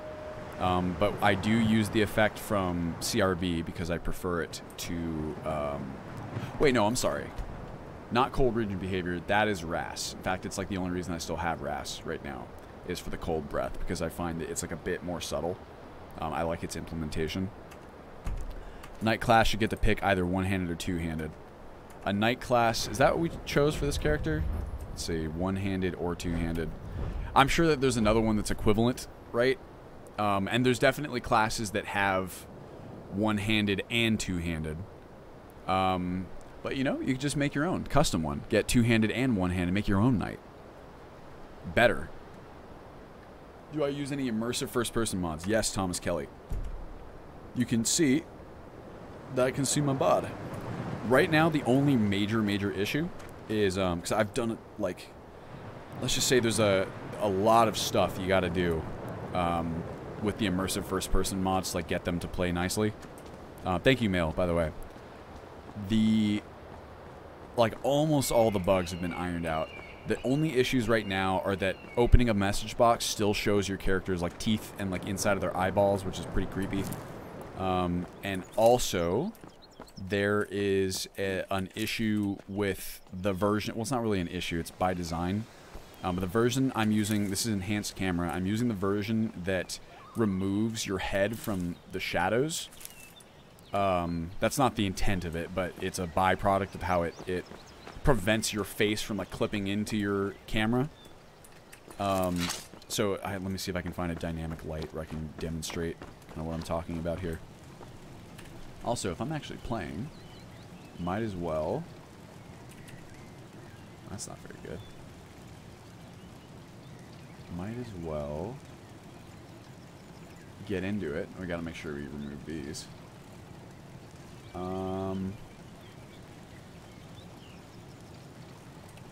Favorite view. We don't really have a whole lot, do we? This is gonna be a tough start. I don't want to actually put that, but let's see if we can kill some peace. We gotta eat some food too. Oh wait, Summon Helm is not on. Let's turn it on. This still is not automated yet. General settings, Summon Helm survival. Except the widgets are not going to go to the right spot. I did look at Better Dirt Cliffs, Dirpius. I think it's really cool. I think I would have to do some adjusting of my other textures though to use it at least out of the box. This field of view is 105, which is basically equivalent to 90 from Legendary Edition. I don't know why Special Edition and a bunch of the Skyrim or Bethesda stuff, they insist on using like the horizontal FOV. I'm just crotchety.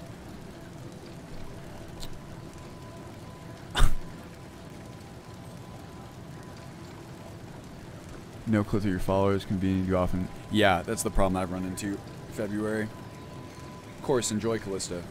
105, is it automated too? Yes, Cisco. So it automatically, like, every time, as of now, every time you enter the game, it'll adjust to that, which is, you know, I might change that if people want to change their field of view. I think this one works really well. Let me get rid of you just for now. Right, and I also need to go through and adjust, disable you, and all you guys. That is all fine. Okay, make a quick save. Can I test the mailboxes?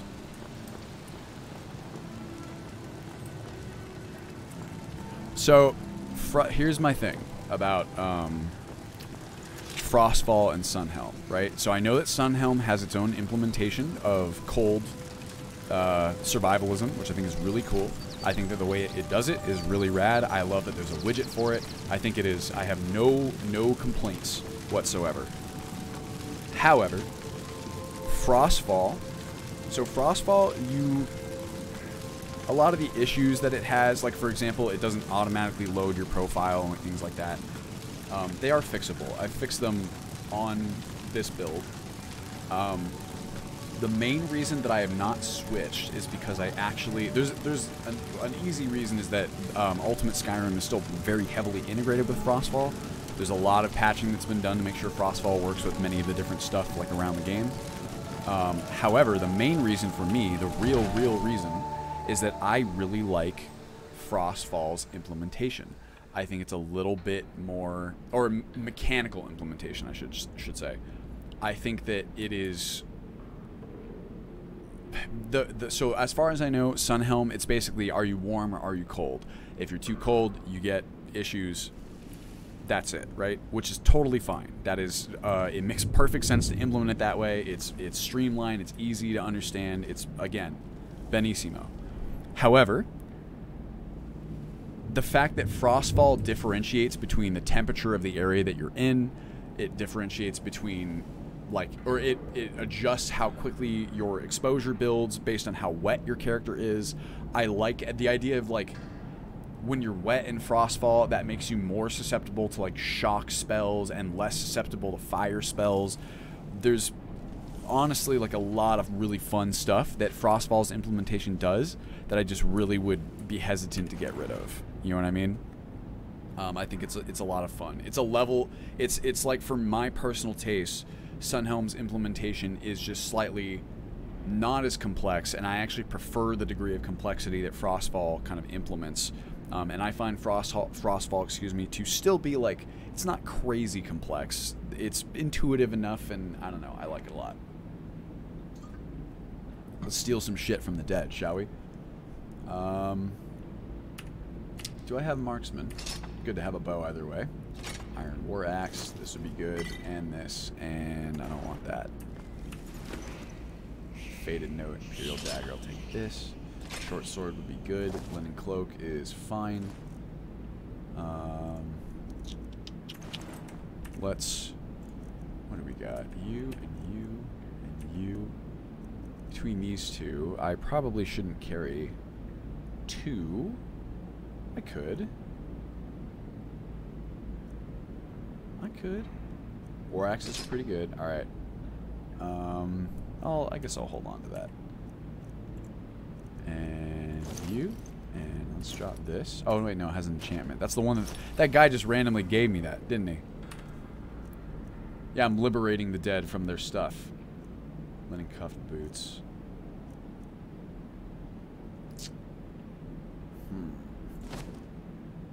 Well, the mage...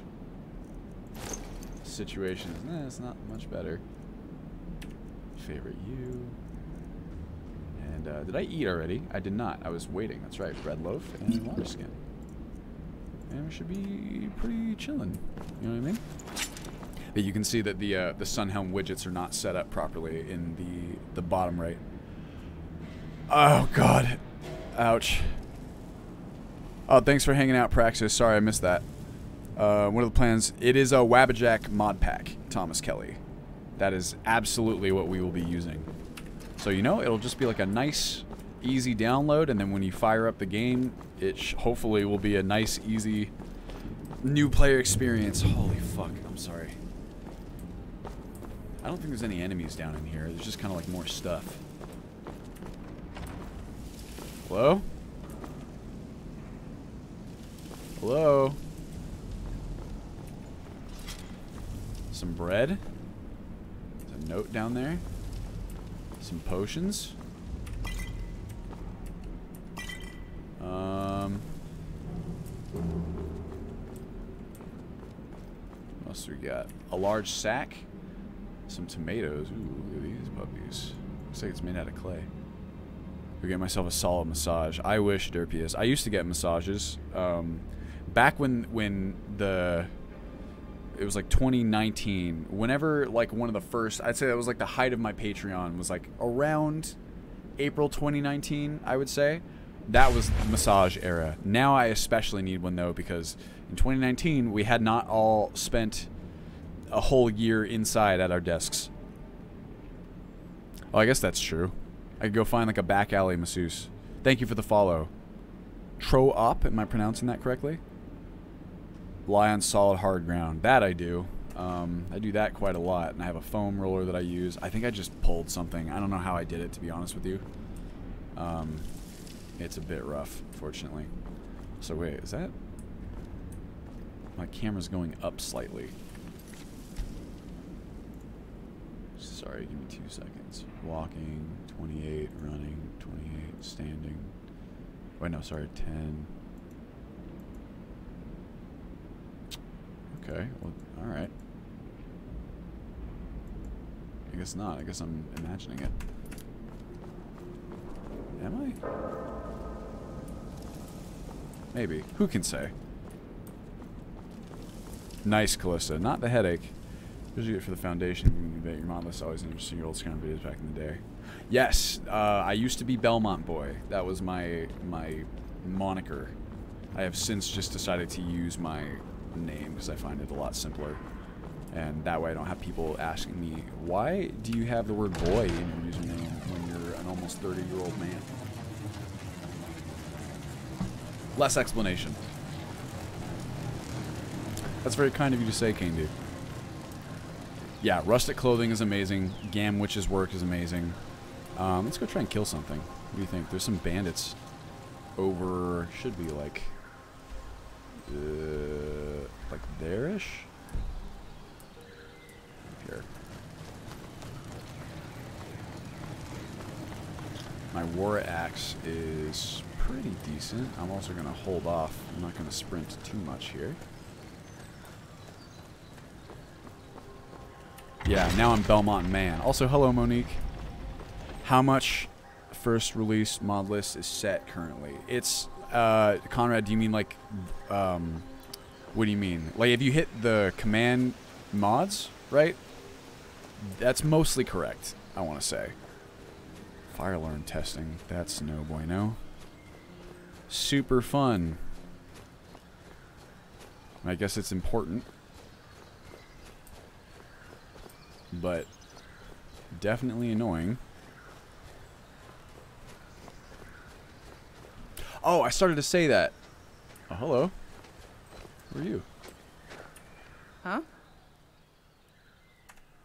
All right, then. See ya. Siri, what are you doing here? Where are you going to? Well, oh yeah. So I started to say this. So Dunk is the guy who made... I swear the camera's going up when I'm running. Am I crazy? Is that just the interpolation? I guess it's just the interpolation.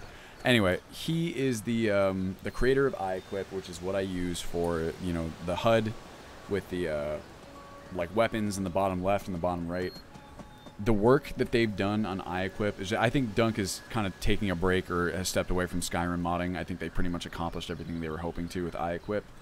And all the time, I am just so impressed with this mod. I will evangelize it to the day I die. Watch this. There's like little items get their own icon. Like the woodcutter's axe has like its own colored icon. There's like so many little touches like that. It's like y'all are... I love things like that. Apparently someone on the Requiem Discord took this mod and made it usable with vanilla Requiem. Which mod is that? The other token. Have I experimented with reshade? So reshades are really cool. I gotta sit back down. This is like equally, if not more, painful for my back. I don't know what the hell. Sorry about that. Oh. Oh my god. Hi. Glasgow. Gal. Do I plan on adding more testing others? Ah, okay. Well, in the future, there's going to be a shit ton of mods that I would like to add. What is that mod, other token? Where's my little pillow here? Ow.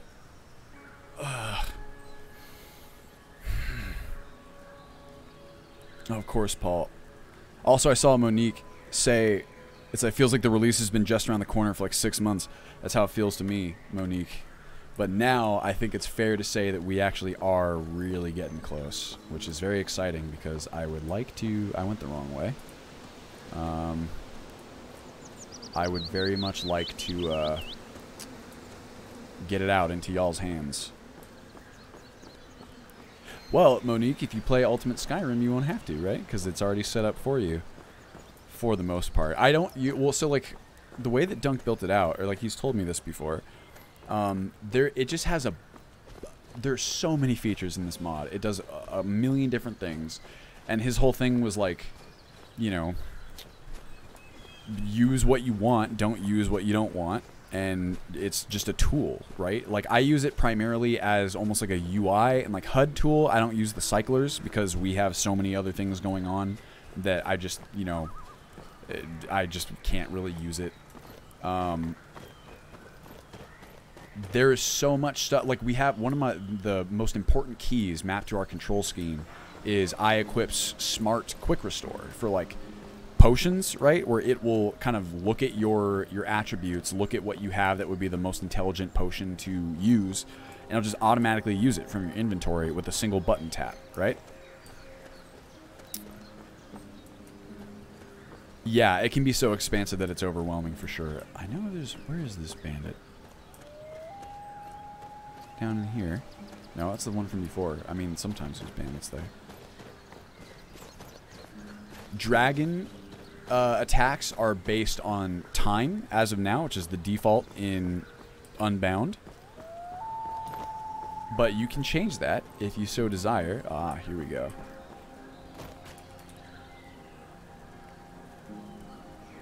Come on. I think... Well, I do have a bow, but I'm not particularly good with it, I don't think. Do I have marksman? No, I don't.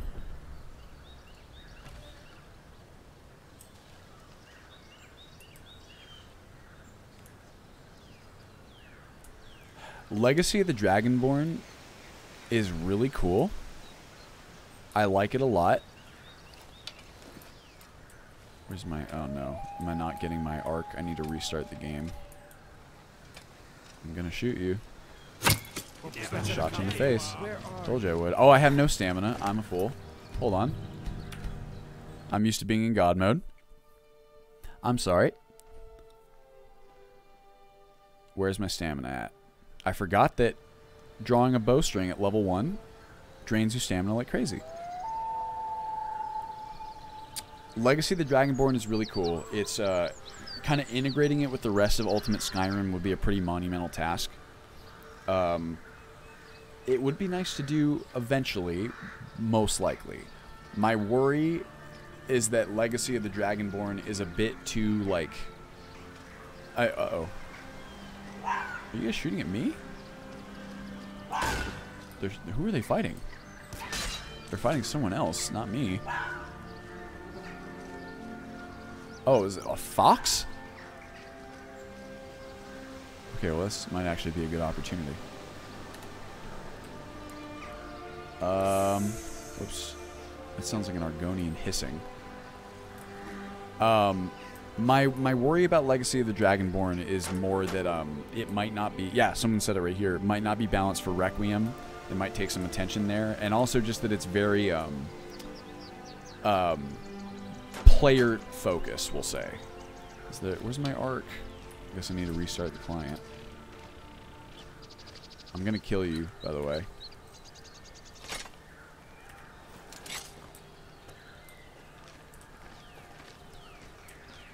I'm gonna do it. Fight me. Hello? Where'd you guys go? Alright, fine. Just you then.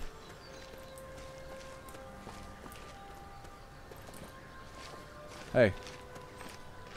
You ready to die today, huh? Yeah.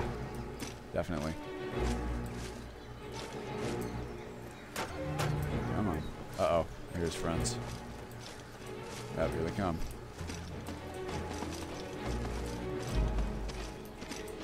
Whoa.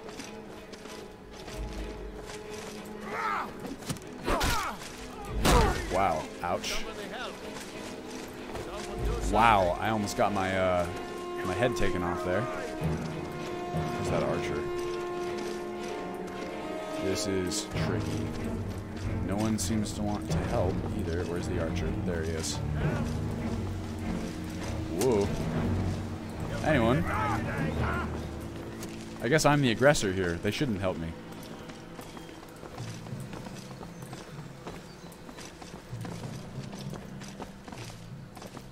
You won't get the best of me. I'm just losing. Wow, that was too close. Oh god. Oh god. I'm just. This sucks. This is smart of them to do, but it's very annoying as someone who's trying to kill them. Whoa! That helped. Uh-oh. That person, yeah, they're still shooting. This way. Yeah, I gotta watch those arrows. Whew, that was a close one. Help me. Is someone there? Yeah! Alright, cool. Oh. You missed, my friend. Get him. It's nothing. There we go. Here he goes. That's pretty tough, actually. Uh-oh. There he goes. I'm gonna get you. I don't care if my stamina sucks. Don't. Tell you what, I may still start from me. There you are.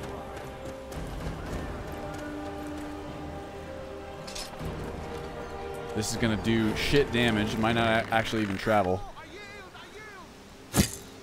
I missed. Ugh. Yeah, my lizard friend is well, see, here's why.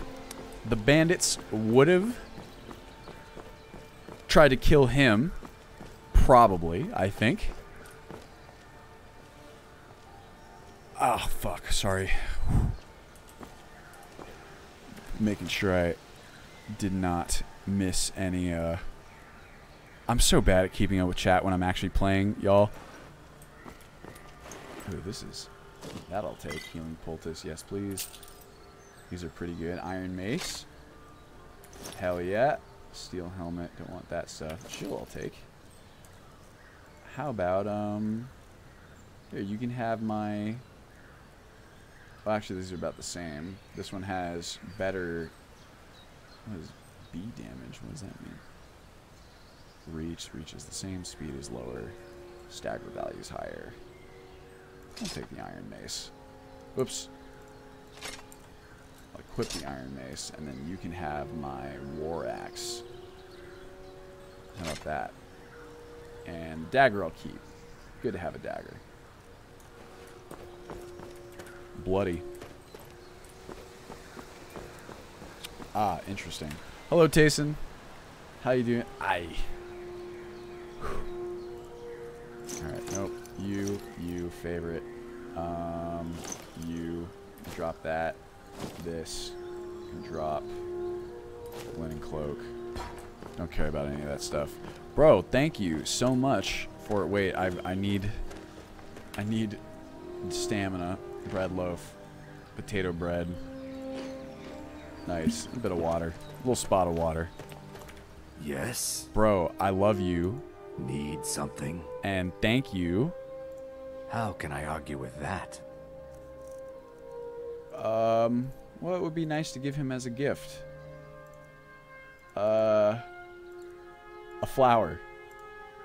Several flowers. 10 blue mountain flowers. How about that?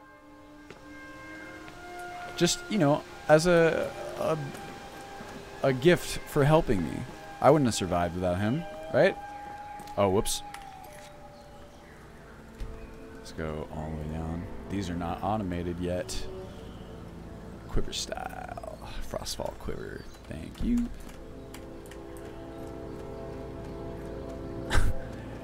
Yeah, I'd be a little confused if someone randomly gave me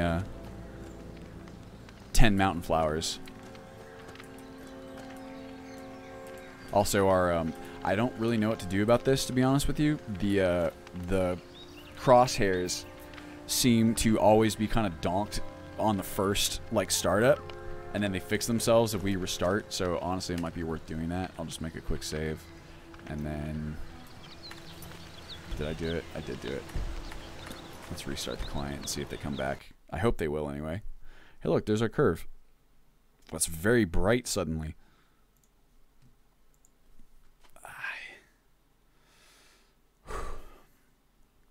We're doing okay, right? I made it to almost 2 o'clock now. I'm sorry, I was going to say, if it's that bright for me, it's probably just as bright for you guys. Oh, man. I do have Advil, I think. I should probably take some. I guess that would probably help for, like, muscle weakness or, like, muscle pain. Just general pain relief, Advil, Icy Hot, a lumbar pillow. I have several of those. I have Advil. I don't... Oh, you know what? I do have an Icy Hot pad. Thank you, Callista. I'm going to do that, like, right after this. I genuinely don't know how much longer I'm going to be able to go, y'all. I really am sorry. I'm going to try and keep it going for at least a little bit. No, not a new game. Sorry. There we go. Oh. What was the Requiem mod that y'all linked earlier?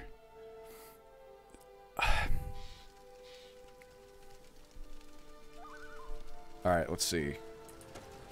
Where's my, do I have my arc prediction back? I do. Okay, sweet. I genuinely don't know why it's like that. It's really weird. Maybe there's like a forced refresh we can do to fix it, but it's not. I think it's just the startup operations seem to donk it every time, so you can see it's back there. And we need like stews. Thank you very much for the sub. Jesus is the bread. 6 months. I don't know why that looked like an 8 to me. Brought me the Icy Hot roller stick for my knees. Oh, yeah. That's pretty nuts. What is that? I wish this was a plant I could get. It looks like it is, but it's not, and it tricks me every time.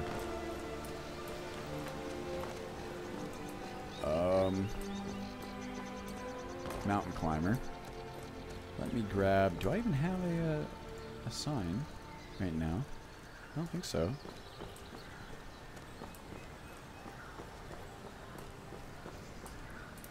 Yeah, hot shower might help.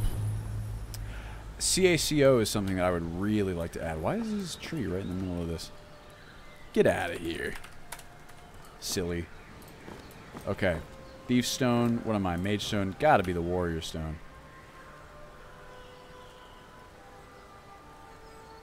Keep touching the stone. Can I change it? Is that vanilla Requiem? Oh shit, you only get one. See, that I would like to change. What's that bag have in it? Let's find out. 13th stone. Shall we? Nope, I'm not going to read it. It says, so I've read this book before. It says that if you find all the stones in the game,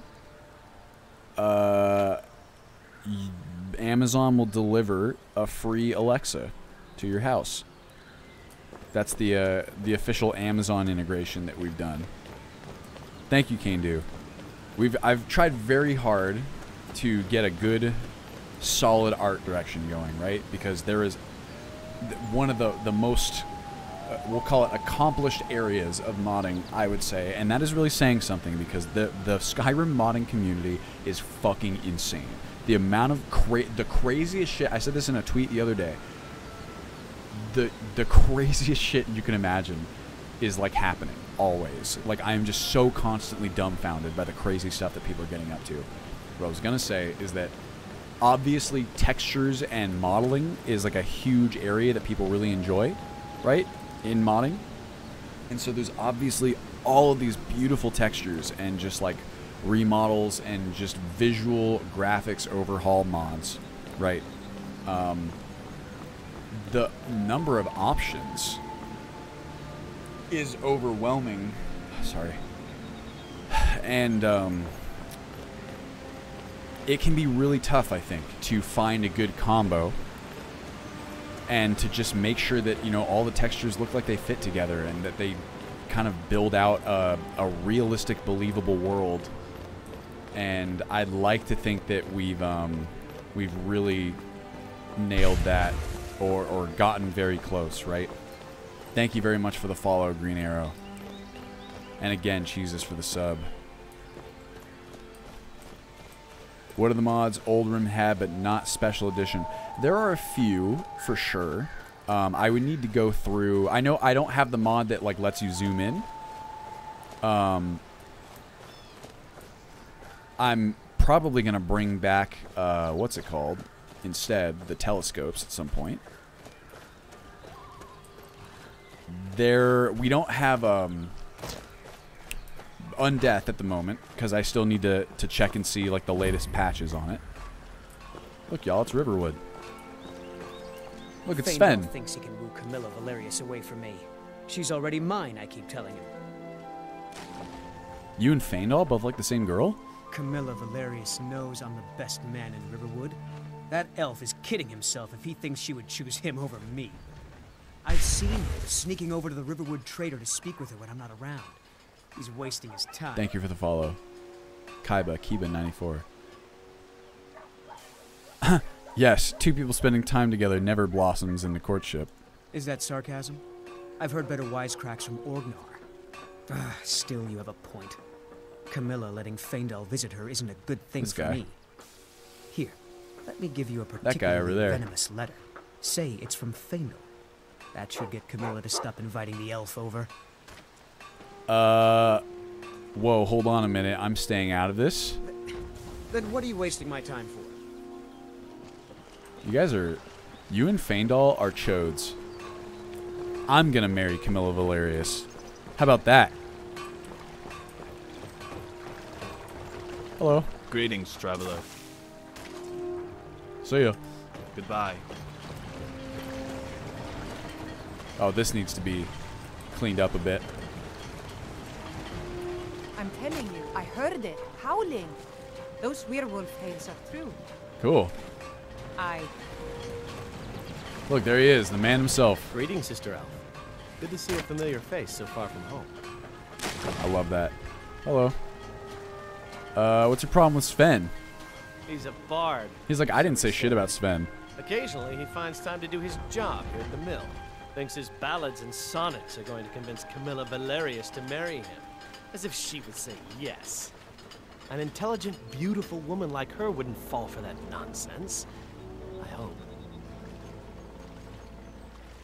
Wow, I like that you can be snarky with both of them. You're right, when have words ever inspired feelings of love? I don't need your jokes right now. But maybe you have a point. Maybe Camilla needs some help seeing Sven for what he is. Could you give her this letter and say it's from Sven? I think I've matched that Nord's lack of cleverness perfectly. Like, the idea that they both had this same stupid idea. Oh, I see. Well, I'm sorry to have troubled you about At least he's not like an asshole when I say no. I mean, it's still very much an asshole thing to do. Interesting NPCs is not added yet, but it is a very strong candidate for future inclusion, along with, like, Inigo and some of the other, like, follower mods. Oh, not a fan of the characters, eh, Paul? Well, I know that's very polarizing. I like them quite a bit. They say the college has been snooping around Sarthal. Mages in the burial crypt. No good can come of that. Yeah, I feel you, Monique. That is, it is tricky.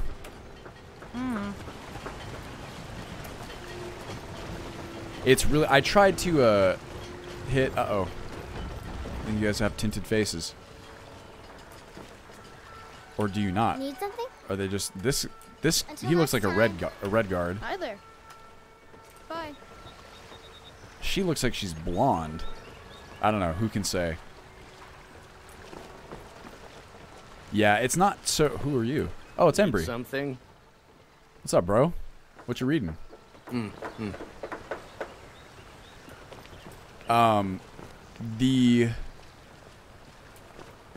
yeah. Sabir looks correct. Myron does not. You guys are probably ETAC. Yes, they are at it. It's pretty easy to fix, but we just need to...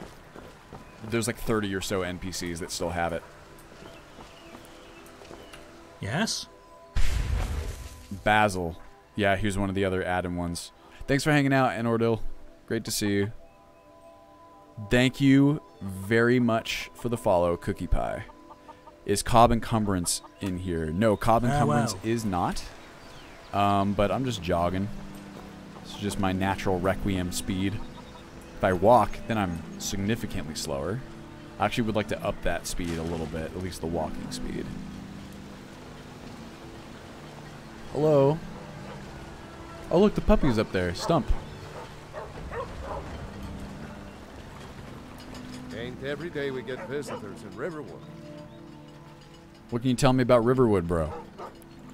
Gerder's family first settled here as woodcutters a few generations ago. She and Hod run the mill. I make a decent living sharpening axes and fixing the sawmill. Cool. Thanks, Alvor. Just imagine it's like going up with back problems, this man. It's like, yeah, what? Sure. Cool. Thanks. Oh, wow. That's crazy, Ultron. Ow. Yeah, sorry. Whew. Is there a communal mod suggestion bucket? Not there. I keep one. I basically take people's suggestions and kind of toss them up there. But I need to have. We used to have like an open one, and we need to bring that back for sure. I will go lay down. Give me like, I don't know. I'm having fun, except for the back part. So how about this? Is there anything, y'all? Oh yes, fletch me my drumsticks. Analog movement is let's just say I wish we had it on keyboard. I know that there are keyboards now that have like analog movement keys, which is pretty fucking crazy. So maybe I'll get to try one of those soon. Oh, birds. See ya. Bye, Riverwood. Say bye. Wait, where's my emote menu? Social. Bye. Yes. I might actually be implementing real bows. Oh, I'm sorry, Derpius. Have I missed the, yeah, I see. I missed it up there. Water mods currently in US. Been looking for different textures. I'm using water for E and B now. I used to use, is that the lady from before? Excuse me. Hello? No. Yes? Totally different lady. I'll take my leave then. Okay, bye.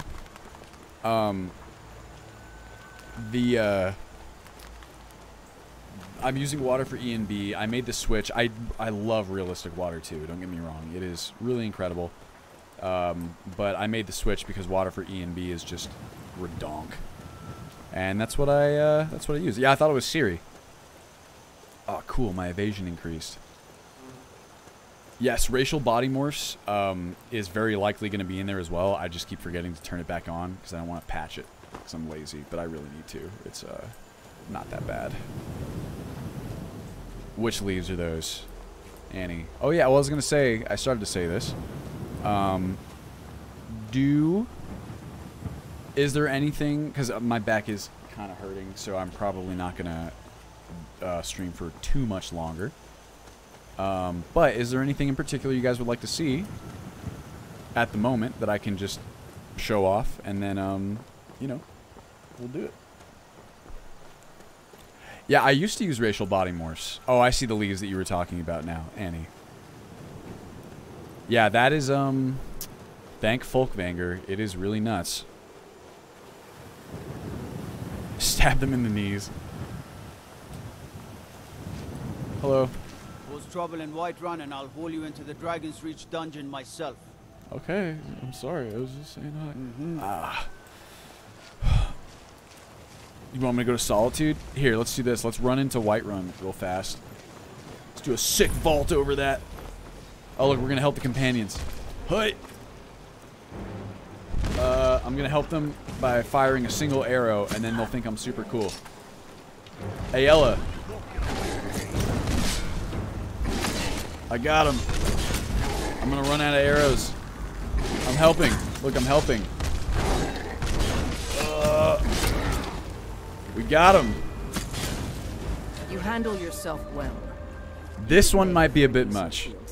It might be a bit too Aloy from Horizon Zero Dawn, but I just think she looks so cool. You know what I mean? Like, I love the design. Like, I think it looks decent. You know what I mean? Like, I don't think it looks so far outside the realm of possibility. An outsider, Well, shit. eh? Never heard of the Companions? An order of warriors. We are brothers and sisters in honor. And we show up to solve problems if the coin is good enough. Could I join the Companions? Sounds like a waste of time. That's so rude. Not for me to say. You'll have to talk to Codlac Whitemane up in your vast. Oh, God. This is the other thing I have to fix. Is that... He can look in your eyes and tell your worth. Cool. If you go to him, good luck. Thank you, Ayala. So, Ras has some issues. I don't know if it's fair to call it an issue. But suffice to say that the menu can be set properly, and the globals can be set properly, and even the script can be, like, forced, and sometimes a lot of this stuff will still turn on, right? So you can see how this is set to off. If I do that, it should, yeah, the shaders go away, because it needs to, like, register the menu. Like, you have to go... MCMs are really weird, because a lot of the time, like, events fire when you, like, open buttons or, like, select a setting. So for a lot of MCMs, if they're built a certain way, you can configure the MCM properly, but the MCM still does not understand that it itself is configured properly, if that makes sense. So used to Baijin Ayala that it feels off, but she's good. Baijin Ayala, don't get me wrong, beautiful, beautiful work, but I am quite partial to this one. You can see the other companions as well, really fast. And then we'll pop over to Solitude.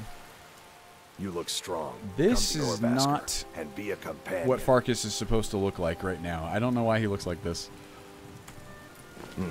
I think I forgot to change him back. I mean, don't get me wrong, it's not bad. It looks really good, but it's not the one that it was supposed to be. The one that I chose for him is a bit rougher. Ayala, this is Northbourne. I love Rhea is my personal favorite of all the companions. If you're worth anything in a fight. I love her new appearance. Good day. What? Thinking I need to train some more. Whoa. Okay. Until next time. Farkas, maybe, I don't know. I must have gone through and said it because he doesn't have like tinted face, but I don't know. Where is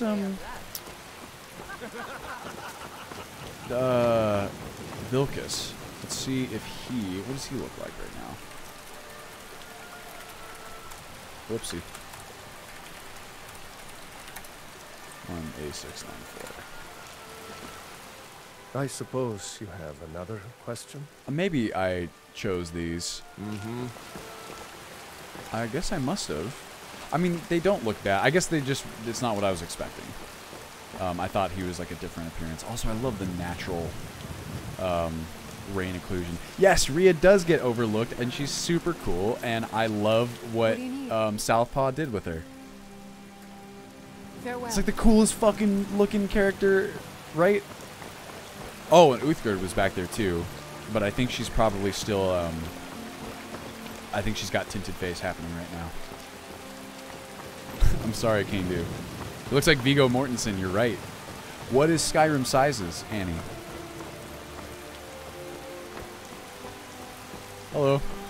Yes? Bye.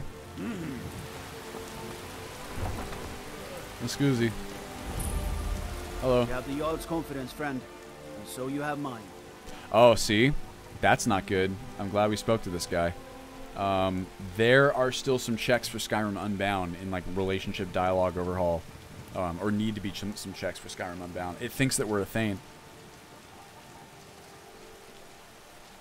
Or it's checking that we're Dragonborn. Could be a couple different things. I'm going to make a screenshot of this man.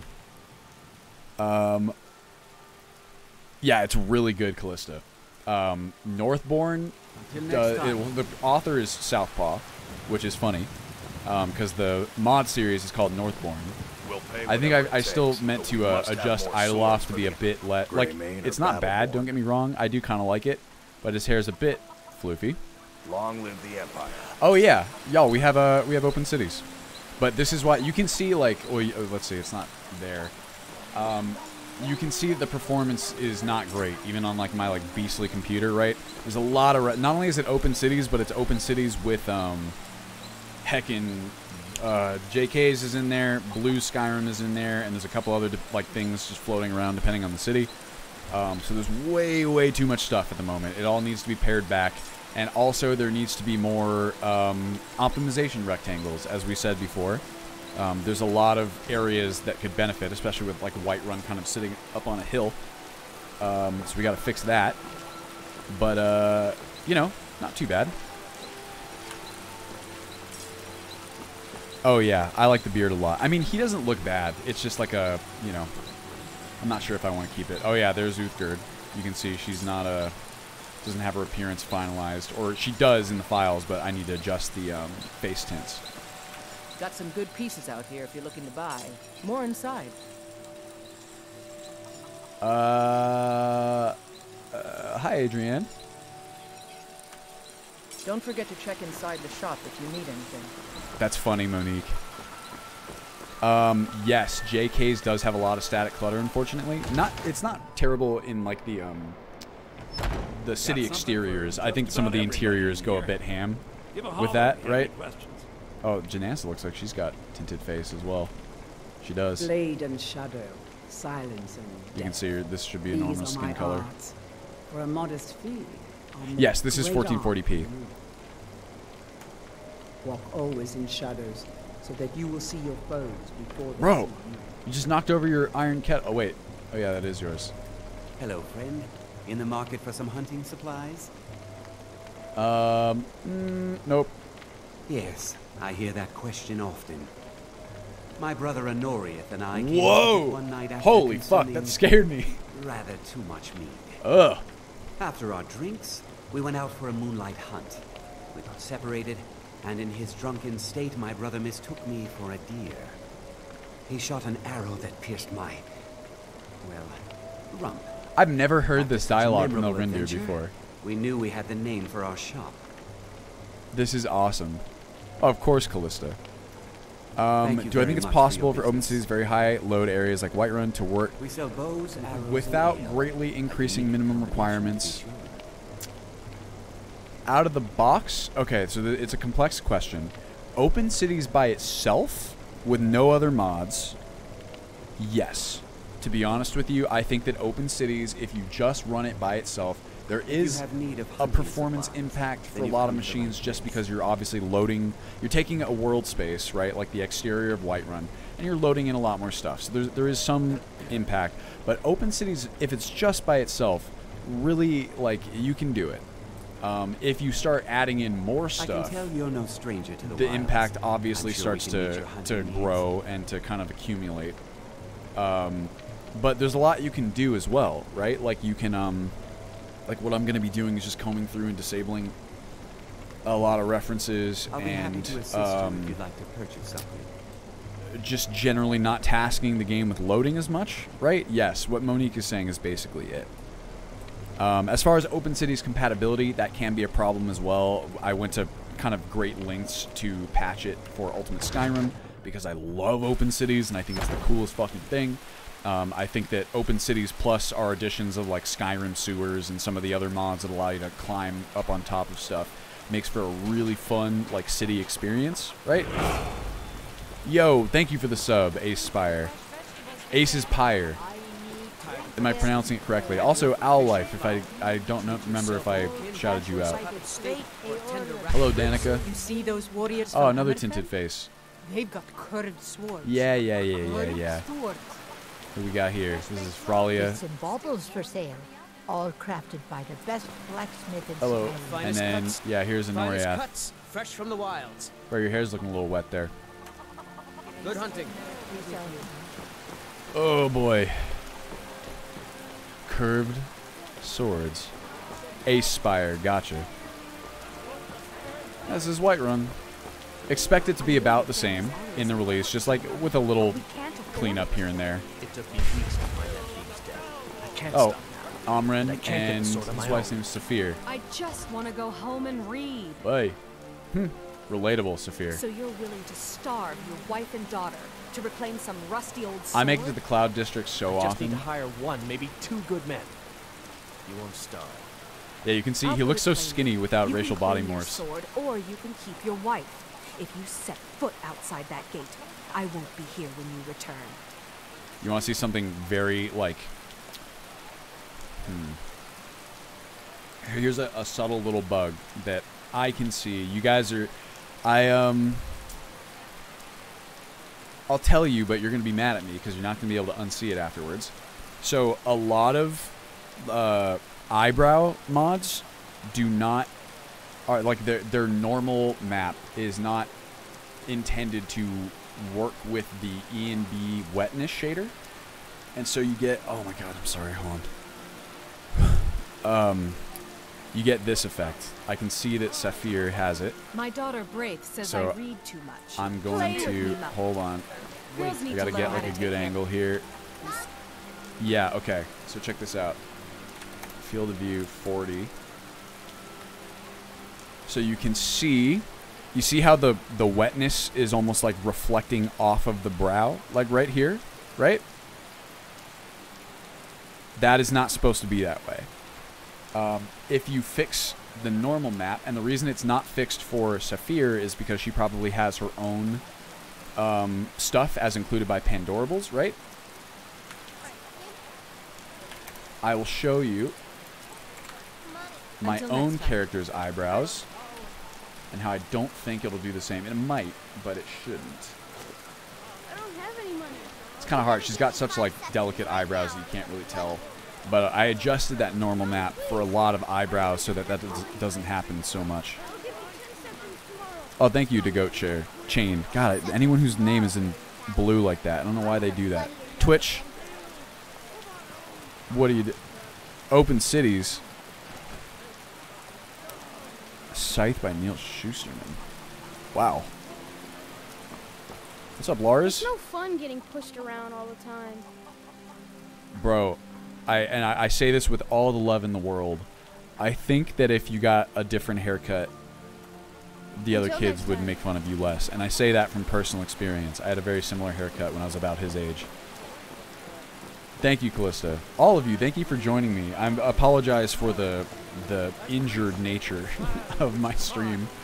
But I hope it's been a fun time. As you can see, like, genuinely, we really are starting to approach the end game here. It's very much a... Oh, I need to fix that still.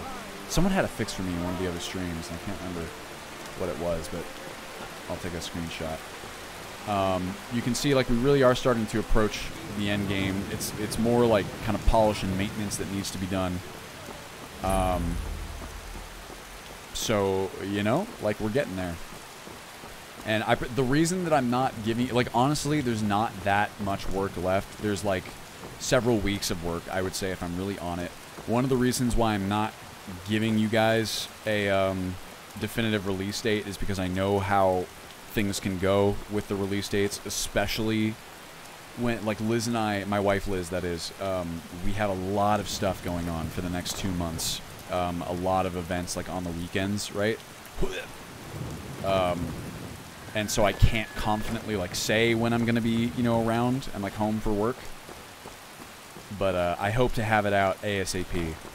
Bright waterfall fix for E&B. Thank you very much, Derpius. Let me write that down. Where's my my cute little notebook? And then someone wanted to see Solitude, right? Solitude was the other one. Go check it out. You say... Right. I think I downloaded that, actually. Waterfall fix. My handwriting is terrible. Looking down, I feel like I'm, like, super stiff. I'm just, like, that's about as most as I can move. Yeah, Open Cities exit. Also, thank you, Ace Spire. I worked really hard on the UI. UI is something that is very important to me. And it's also equally important that I can turn it off like that. Oops, sorry, take notes. Hold on. Change the key here. This is another one that has not been... You see the importance of automating all these MCMs, right? Because otherwise, you get stuff like that. It's very important to me that you can turn off the HUD at any time so that you can fully immerse yourself in the world, right? And just very easily turn it back on. Like so. That is the X button on keyboard. Oh my god. Okay. Shall we go ahead? Hello, Great Padinsky. Thanks for joining us. Let's bop over to Solitude. Why don't we start out in Dragon Bridge, and then we'll make our way over there. What time is it in game? 4:54. Go COC, Dragon Bridge. No, actually, you know what? Here. CRF. Help CRF. Or so. Yeah, here we go. CRF Frost River Farm East. Boom. This is Cutting Room Floor. This is a farm that it adds to the border of Dragon Bridge. It's very cool. This is what I will say about Arthmore's mods. I guess Open Cities is kind of an exception to this because it's really doing something that the original game never tried to do. But what I think is very fair to say about Arthmore's mods, his like city expansion mods in particular, is that they are almost always built to seem as though they could have been a seamless part of the vanilla game. And I think that is very impressive. It is not easy to do. It is a level of polish that you kind of, it's much rarer to see. That is awesome, Adam. Thanks for joining us. I keep telling everyone I'm not going to be streaming for, like, oh, hello. Like a ton of time longer, just because I've got this kind of back injury at the moment. What is this?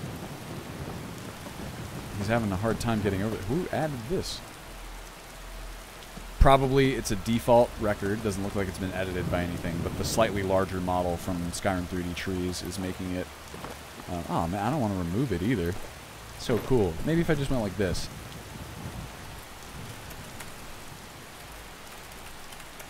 And we went like this. Watch. 12, 6, 4, 3. Well, let me move it in game. But I could using Xedit or the creation kit. So yeah, all of that I want to say. Is this mill also cutting room floor? Oh fuck. Might be, dude. I didn't mean to, you know, your camouflage is too effective. What? Oh, now I'm gonna be wet. Yep. Help me, there's a mud crab. I'm getting out of here. No, I'm getting out of here. You're supposed to help. Look at him go. Fine, I'll kill him. I don't want to, but I will.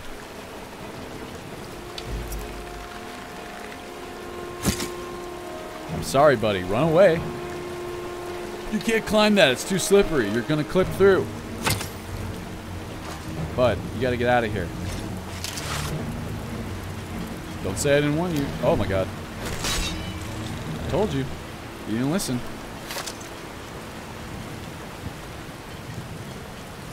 Oh, yeah. I don't mind if that tree is there. I like it quite a lot, to be honest with you. I do want it to be traversable for wildlife. Is this all cutting room floor? It is. Including this mill. That is fucking crazy. All of this is cutting room floor. Give me my health back. Or my stamina, sorry. Player.restore app. Stamina.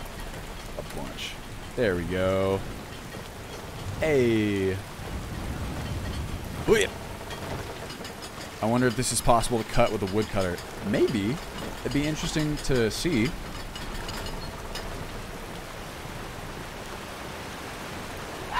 Yeah, but young adult fantasy and sci-fi is like the best shit. You know what I mean? Oh, look at this. That's not good. This is an LOD that's not replaced. Maybe because we COC'd here, probably. Let's see. Do I have my woodcutter's axe still? I do. Would this do it? Would this be registered as a tree that you can cut? Oh, you know what? Actually, none of them are, because I forgot to turn or add the tree cutting mod back in. Because enhanced things, or dynamic things enhance? Is that what it's called? No. Dynamic things alternative does not actually allow you to cut down trees anymore, but I have an alternative solution for that. Also, fucking ow, that one hurt. Okay. Let's make it to Dragon Bridge. And let's you know, let's get a nice sunset going. I do love the rain, don't get me wrong. Thanks for hanging out, Kane-Do. Much appreciated.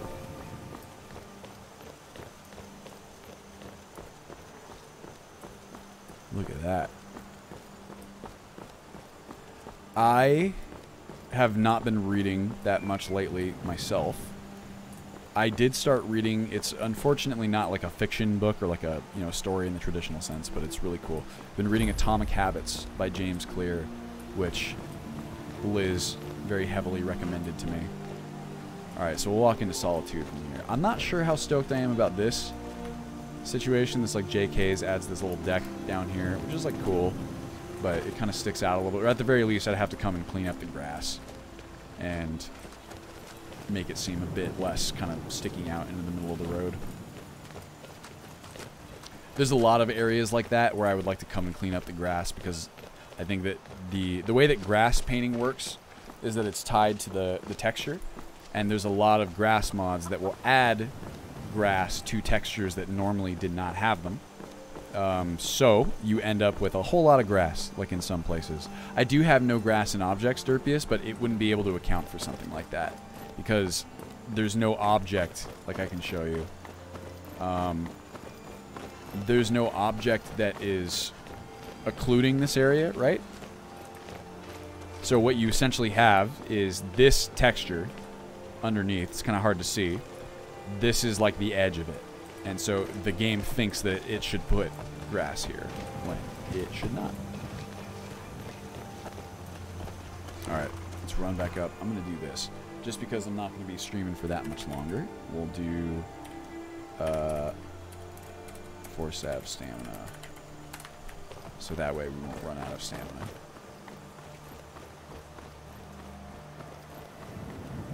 I like our lady. She's very cool looking. Let's go check out Solitude by sunset. Bye-bye. Oh, he's patrolling. He's going to go back this way. You want to come hang out? Cool. I'll go with you. Let's be friends. I hear that fox call.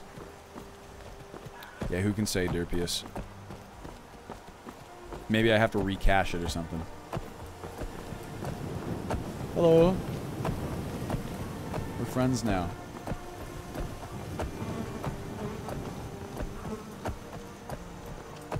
Hello.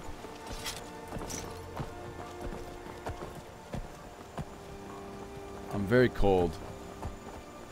Do we still have that awesome... Oh, you know it, Fletch. There's no way... Oh, look at this. So this is speed trees changing the shrub. I really do like the new model. This one probably didn't have collision before, and it does now, so it's a little tricky for the NPCs to understand. Yeah, you can see like a lot of this needs some attention. Does this also have collision? It does? Does not? Does. Hard to tell, to be honest.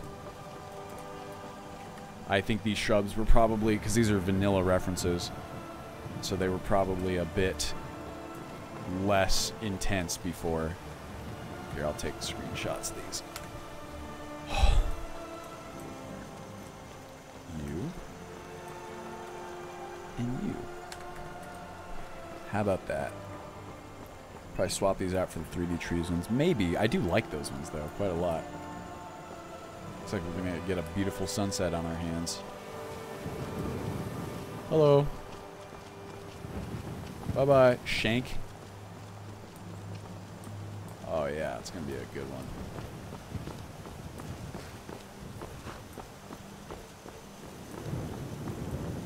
Hello. Stay out of trouble, elf. Okay. Until next time. Racist. Ooh. Okay. That's good old Shining Hans, you know? Skycap, no worries. Welcome. Oh, what is this guy? This is like... What's up, bro? What do you need? Laser focused. What you doing here? This is like the equivalent of the cops that wait by on-ramps to get you for speeding. It's like, bro, what are you up to? What if I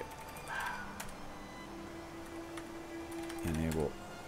It's like, all right, I guess this is just like part of his AI package that he comes and hangs out here for a little bit. So probably it would make sense to then disable that.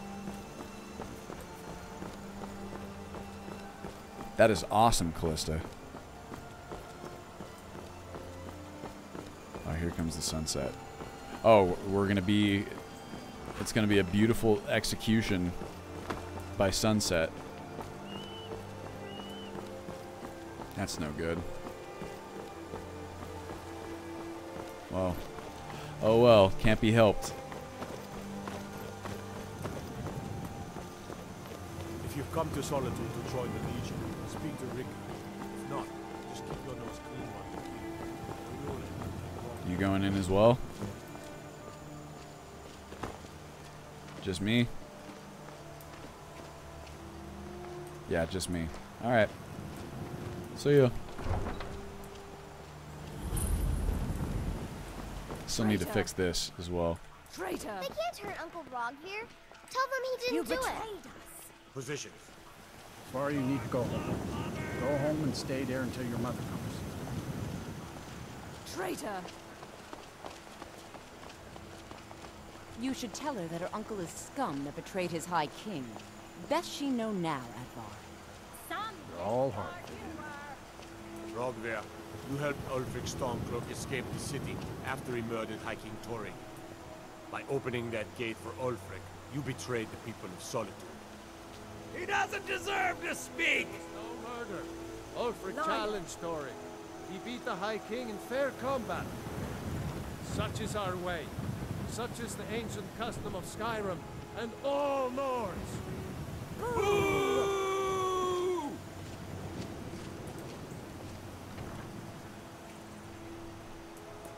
Got a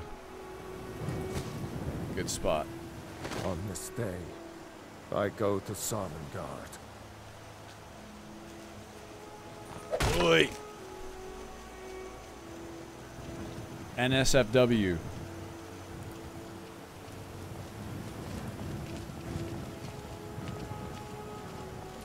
Not right now. Kind of looks like his hair color, like it's dyed. You should have drawn it out some more. He deserved a slower death. Oh, jeez. All right. Take it easy. I still can't believe he knew what he was doing when he opened that gate.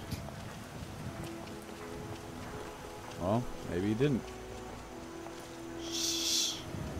All right, take it easy. Hmm? Mm-hmm. No one else wants to talk to me. Well, bummer. Here. To bad rubbish, I see. Jeez, take it easy, Vivian. Oh yeah, I think a lot of hairs are Welcome to the Winking Skeever. Take a load off and enjoy. convert. Like a lot of Skyrim hairs are ones that they've grabbed from The Sims, right? Look, everyone's just hanging out in the tavern. Oh, our man Corpulus. Welcome to the Winking Skeever, friend. That's an interesting bug you got going on there, friend. Check this out. We fixed the... Oh, actually, I might not have enough gold. Oh, I do. Blackjack is fixed now. I fixed it this last week. Here, let's... How much do I have? 310? Not bad. Let's see if we can get an additional 150. Yeah, so the teeth. I just got to figure out how to fix that. I'm not quite sure how to do it. Here they are. Or if it's going to be something that's kind of within the realm of fixability for me.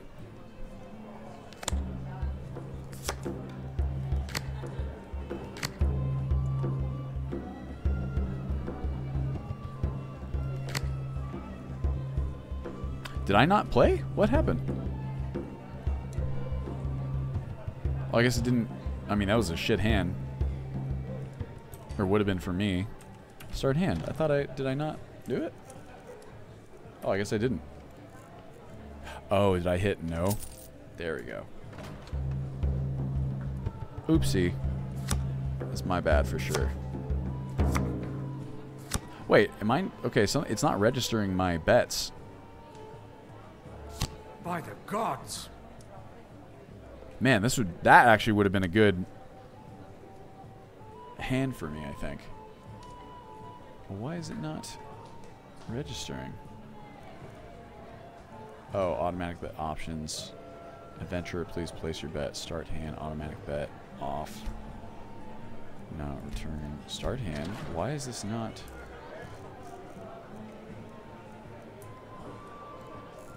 I mean, oh, does it? Maybe I have to buy in. The buy-in's like over 200. Guess that could be. Yeah, okay, that's what it was. The buy-in's over 2. Well, there should be something to denote that. Ooh, ow, yes! Woo! Thank Ow! you. I'll be sure to put it to good use. What? I have a blackjack too. Okay, well, shit, that sucks. That means we're gonna split. Oh, okay, no. Well, that's yeah. Okay. Also, that really hurt. Sup? Okay, so that's blackjack. You know what's my favorite? Here, let me tell you my favorite interaction with blackjack and the other stuff. Take a seat and get the cold out. One time, this is what I love when like the kind of the features like coalesce this way. One time it was like, I don't know, 10 p.m. and I was just like skulking around Solitude trying to like practice pickpocketing, right, during a playtest. And a guard saw me, or saw me acting like a weirdo. They didn't see me like actually doing anything. But thanks to suspicious city guards, they started following me because they saw me acting weird. And I wandered into the tavern to try and like give them the slip, right, and like blend in a little bit. Went and played a couple rounds of blackjack, and then when I came back, they had lost interest and they were leaving me alone. And there was this really cool moment where I like stepped back outside from the tavern, right, and a guard was like walking right at me, and I was like, oh fuck, he's still there. And then that guard walked right past me, and it was a different guard that was not following me from before. Wow. I thought that was really fun. Made me feel like I was in like Assassin's Creed or something. Blending, so to speak. Yeah, alright. I think that's... My back is really killing me. Sorry, Moonlamb. I had a, I have some sort of pulled muscle at the moment, unfortunately. Who does? They say the college has been snooping around Sarthor. Mages in a burial crypt? No good can come of that. Yeah, I agree, my friend. Keep your sword on. So let's go ahead. I'll call it in a second. We'll just end. We got to get up to the like the tower and get like a nice, beautiful view of the sunset. Yeah, it's about that time. Whoop. That's pretty good.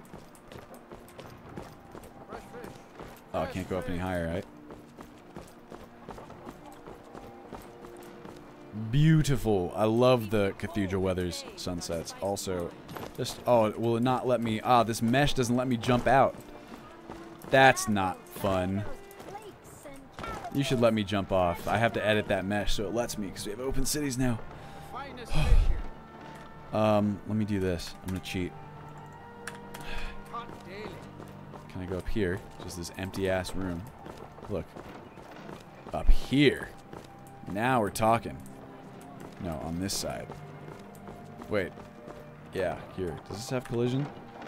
Let's find out. Nope, it doesn't. But I have God mode, so it doesn't matter. Ow! Oof. Ooh, water seam. Okay. I think we'll go ahead and call it. Hopefully that was a solid stream for you guys. That was a bit longer actually than I planned on going, but it was worth it because I had a fun time. Yeah, I think you're right, Elroy. Let me grab this link. What is this, Derpius? Oy. Real Megalosaurus of Skyrim, or the whoa, what is this business? This is a huge elk. Plays on elk. Shapes antlers, prop anatomical position shape they should have. Oh, interesting. That's really funny. I imagine like there's so many funny things like this, right? Where to like the average user like myself, like I don't know like specifics of elk. And you know, if it would be incorrect, but if you know, I imagine it's like really hard to unsee. Of course, Conrad. Yo, that sucks, Little Law. I'm sorry. Yeah, same, Derpius. It's like once you see it, then you can't unsee it. Sure, I'll give this a download. Gotta have that realism. ESP, ESL. Oh my god, okay, that's not working. Alright, well, I think that's a good time to do it. Thank you guys very much for joining me. Despite the back pain, I really did have a wonderful stream. This next week is just going to be me trying to finish off. Here's our roadmap again in case anyone missed it. This is our stuff right now. Here's the optionals. Here's the core stuff. It's going, so I'm going to try and get as much as I can done. The weeks have been going pretty well, to be honest with you. We've been moving along at a decent clip, like I said earlier, and I've been pretty happy with the general amount that I've gotten done in each week, which is rare because, frankly, I can be super stringent about that kind of thing, or very like, no, I got to get more in, but the last couple of weeks have been pretty solid. And I'm excited to do this week as well. So thank you guys for joining me. I really do appreciate it. The idea that anyone's interested in watching me develop this stuff is very humbling to me. And let's see if anyone's online for us to raid. Let's see if anyone's on. Let me see here. Who do we got? Unfortunately, no Skyrim people. There's like, I mean, these are content creators who I love, but you know, they were a drop in the bucket. I guess Gymnast, y'all like Legend of Zelda speedrunners, Wolf DNC as well. Oh, is he playing Code Veronica? Code Veronica remake? No fucking way. That can't be. What? Guys, is there gonna be a Code Veronica remake? Oh, whoa. Thank you for the follow, Useless CB, the goat chain. Got that earlier. Oh, yes. I love and appreciate Liz for putting up with me as well. Little well, okay, shit. Let's do... That's gambling. Hyper RPG is really cool. Hyper RPG is like a tabletop RPG group that actually lives in the same area that I do. So we'll raid them. I think you guys would get a kick out of their content. It's like D&D and stuff like that. Kind of critical role-y. So let's do raid. Wait, no. Do I have to do it from OBS? Let's try this. Thank you for the follow, Nightcock. Great name. Raid. Hyper RPG. We'll set it up. If there's a Code Veronica remake and that's not just like debating me right there, I'm going to be very, very happy. That'll make me so happy. Code Veronica is my favorite. Thank you for the follow. We'll run for fun. Oh. All right, y'all. Thank you for sticking around. I really do appreciate it. I will see you next Monday at the same time. And I hope you all have a wonderful week. Please stay safe. Please take care of yourselves. I'm going to try and do that same thing myself right now. And I will see you then. All right, goodbye. Oh, and thank you for the icy hot reminder, Callista. Goodbye, everyone. See you next time. Bye-bye. And 4. All right, so we just do 10 here. That'll die. 7 here.